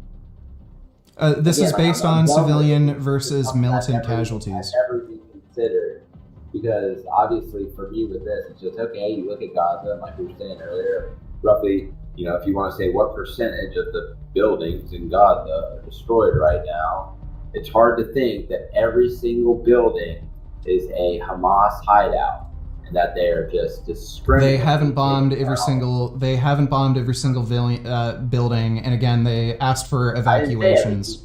I didn't say every single building. Yeah, so they haven't bombed every single building. They've asked civilians to evacuate, which many of them have. And if you look at the civilian versus militant casualty figures, the Israeli military is highly discriminate. So again, it's not supported by the data. It is supported by the data. They've killed 30, dude, even with the numbers that you said, like, what do you think is 4,000 Hamas fighters killed and 30? No, I said those are the worst figures possible. So again, what are the best figures? I'm curious. What sorry? Are the best figures that you had? The best figures show a 47 risk ratio. And I think that's 14,000 militants and 35,000 total deaths. Yeah, there's no way that half the death, nearly half the deaths have been militants. I just don't buy that. Well, you can reject that figure, but again, even with the worst figures imaginable, it puts the risk ratio at about 26, which shows that Israel is not indiscriminately bombing. Okay, so it's targeted, but what it is, hold on, it's targeted, but they don't give a shit if they kill a bunch of civilians, and they've been killing civilians at the same. They have been. So then the argument would be they're not being discriminatory enough, but they are being discriminatory. Well, they've been killing civilians on purpose. They've been killing aid workers, but they have actually been targeting who they think Hamas is. Okay, wait. If you were to wait. If you were to wage war, you are going to expect civilian casualties to some degree, correct? If you look at the people as subhuman, you'll definitely not. So if you are to wage war, you are going to expect civilian casualties to some degree, correct? But not a... So it's a yes or no question. If you're going to wage war, you're going to expect civilian casualties to some degree, correct? Doesn't mean the war's justified. So if you are going to wage war, you're going to expect civilian casualties to some degree, yes or no? Anytime war, yes, war is terrible and it should be avoided. Okay. So we agree that if you wage war, there are going to be civilian casualties that are unavoidable. We agree on that. Yeah. Again, it doesn't. So anything Israel does, whether it be only using ground forces, using some amount of artillery, some amount of precision weapons, there's going to be civilian casualties. They shouldn't be waging war. They should be negotiating. That's the point. So the argument you're making is that they're indiscriminately killing civilians, which is clearly not true, and I seem to have backed you down from that point where they are killing civilians. I'm not denying that they're killing civilians. The argument you were making was that they're indiscriminately killing civilians, which is clearly not true. Not supported by the data whatsoever. So the argument, it sounds like I backed you down from that argument, and you're now saying they're not being discriminate enough. I think. Okay, so can you show me? The data indicating that Israel is indiscriminately killing civilians? By definition. Can you show me the data that Israel is indiscriminately killing civilians? In a way, so indiscriminately is in a way that does not show careful choice or planning, usually with harmful result. Fired indiscriminately into the crowd. Yes, 100% they are doing that. Yeah, so can you show me evidence of that? Can you show me a risk ratio of civilian versus militant casualties? The flower massacre, that's exactly what that was. You provided no evidence that they indiscriminately fired into a crowd. Again, the IDF's claim is that most of the people killed were killed by either trampling or being run over by the aid vehicles because Palestinians were trying to enter the cabin of these aid trucks. The source you gave me showed no evidence that they indiscriminately fired into the crowd. They provided no photographic evidence. They provided no. Are a lot more credible than your sources. The IDF is not credible. The IDF Yeah, is that's not great. credible at all. That's great. So the source you gave me, which was Euromed, provided no evidence that Israel indiscriminately fired into a crowd. The only thing they showed, the only evidence they gave, the only evidence they gave was eyewitness accounts of people claiming military vehicles fired into a crowd, and again, it only resulted in 118 deaths and 700 wounded. So that does not. What? It's indiscriminate. Again, now we're just going to argue. It's like semantics. We're arguing over the definition of word. No. It's indiscriminate. No. Whether or not it applies to this scenario. How do you define indiscriminate killing in a war zone? How do you describe that? Indiscriminately killing? Yeah, so they're not targeting militants. They're just killing everybody, right? That's absolutely. At some point, they definitely have done that. Right. So when we look at the civilian versus militant casualties, when you're looking at militant versus civilian casualties, how does that show indiscriminate killing? How would I what? When you're looking at militant versus civilian casualties, how does that show indiscriminate killing? Because you have 35,000 civilians, probably. Jesus Christ. 35,000 is the total death toll. I get it, but you can read articles. 35,000 is the total death toll. Most estimates. There's going to be more. There's going to be more. There's going to be a lot more. That's great. That's great. I'm sure there will be. So 35,000 is the total death toll, which includes Hamas militants and civilians. 4,000, so 31,000 people.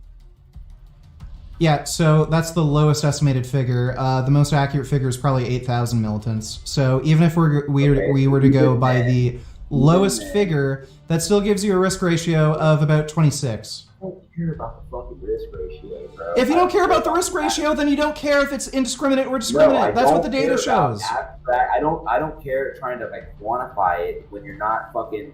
You're trying to If it's indiscriminate killing and they're not targeting Hamas, they're just killing everybody. You'd expect a risk ratio of about 1. Case by case, this broad analysis of this number, this aggregate number, and coming up with a ratio does not tell the full story. Okay. So no, it does tell the full story because you're looking at the total death count. So that's retarded. You have to look at every situation. You have to look at all the different hundreds of scenarios. If you're claiming Israel is in general committing indiscriminate killings, you'd expect a risk ratio of about 1 or even less than 1. So if they're just bombing anybody, if they're killing anybody, then in general, not every time they perform an attack is it indiscriminate. Not every single thing. That's fine. If you're claiming, that's great. If you're claiming in general they're committing indiscriminate killings, then you would see that in the data. You'd expect a risk ratio of below 1. So how do you explain, with the worst numbers possible, the risk ratio is 26?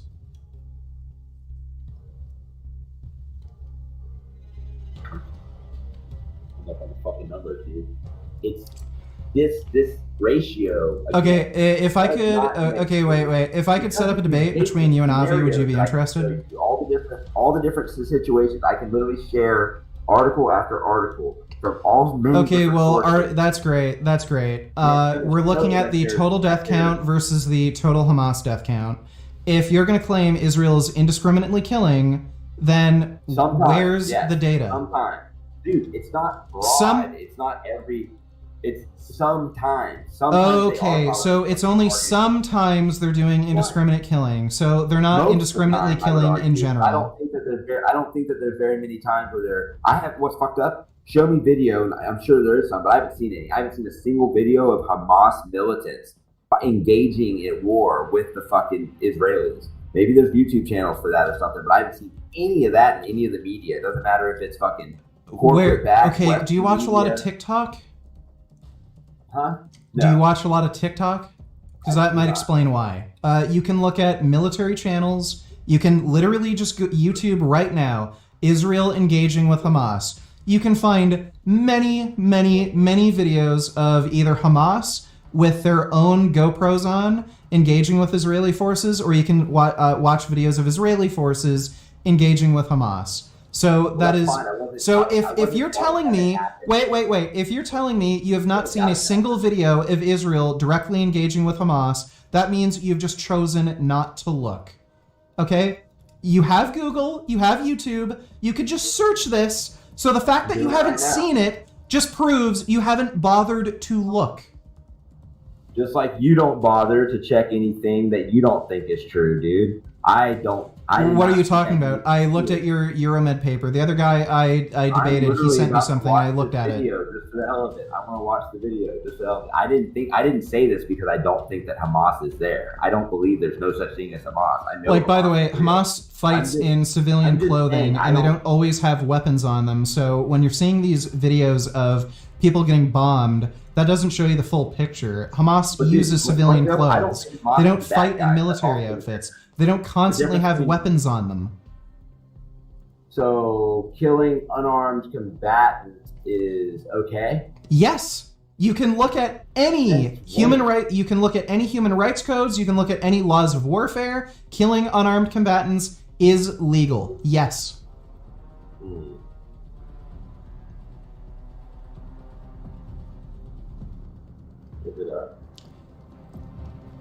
Okay, well, why don't you read through Avi's data collection? I linked it to you in the link section, and maybe I could set up a debate between you and Avi if you're interested.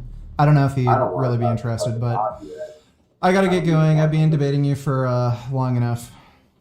That's fine, but just because, like I said, like you don't win, because I was just saying I don't see a shit ton of content of them fighting soldiers. Not that they That's don't. Because you haven't looked. That's because you haven't looked. I don't think the overwhelming, again, even once I see it, I still don't think the overwhelming majority of the fighting and the bombing that's happening is happening with the soldiers, with Hamas. I think it's literally. Where's the evidence? Where's the evidence? Where's the evidence? The world has all the evidence in the world. Right, so the evidence is, I saw an article on fucking CNN. I saw a clip on TikTok. That's the evidence. You think that everybody in the whole So if you look at any of the large collections of data on the risk ratio of civilian versus militant casualties, again, you don't think that they're committing a you don't give a genocide. fuck about the risk ratio because it doesn't fit your narrative. So again, you don't look at any large collections of data. You just cherry pick different quotes. You cherry pick different articles. You cherry pick different fucking video clips, and that's how you form your opinion. But whenever you look at a large aggregate of data, you have no answer for that, and then you just say, I don't believe it. I saw a video clip one time. I saw an article one time. And you don't even really bother to look at any of these articles you look at critically, clearly. What? I've fucking been watching the news and reading this for the past two fucking yeah, well, you're not looking at it with a critical eye. You linked me a Euromed article that deliberately left out the fact that Hamas militants were killed in some of these bombings.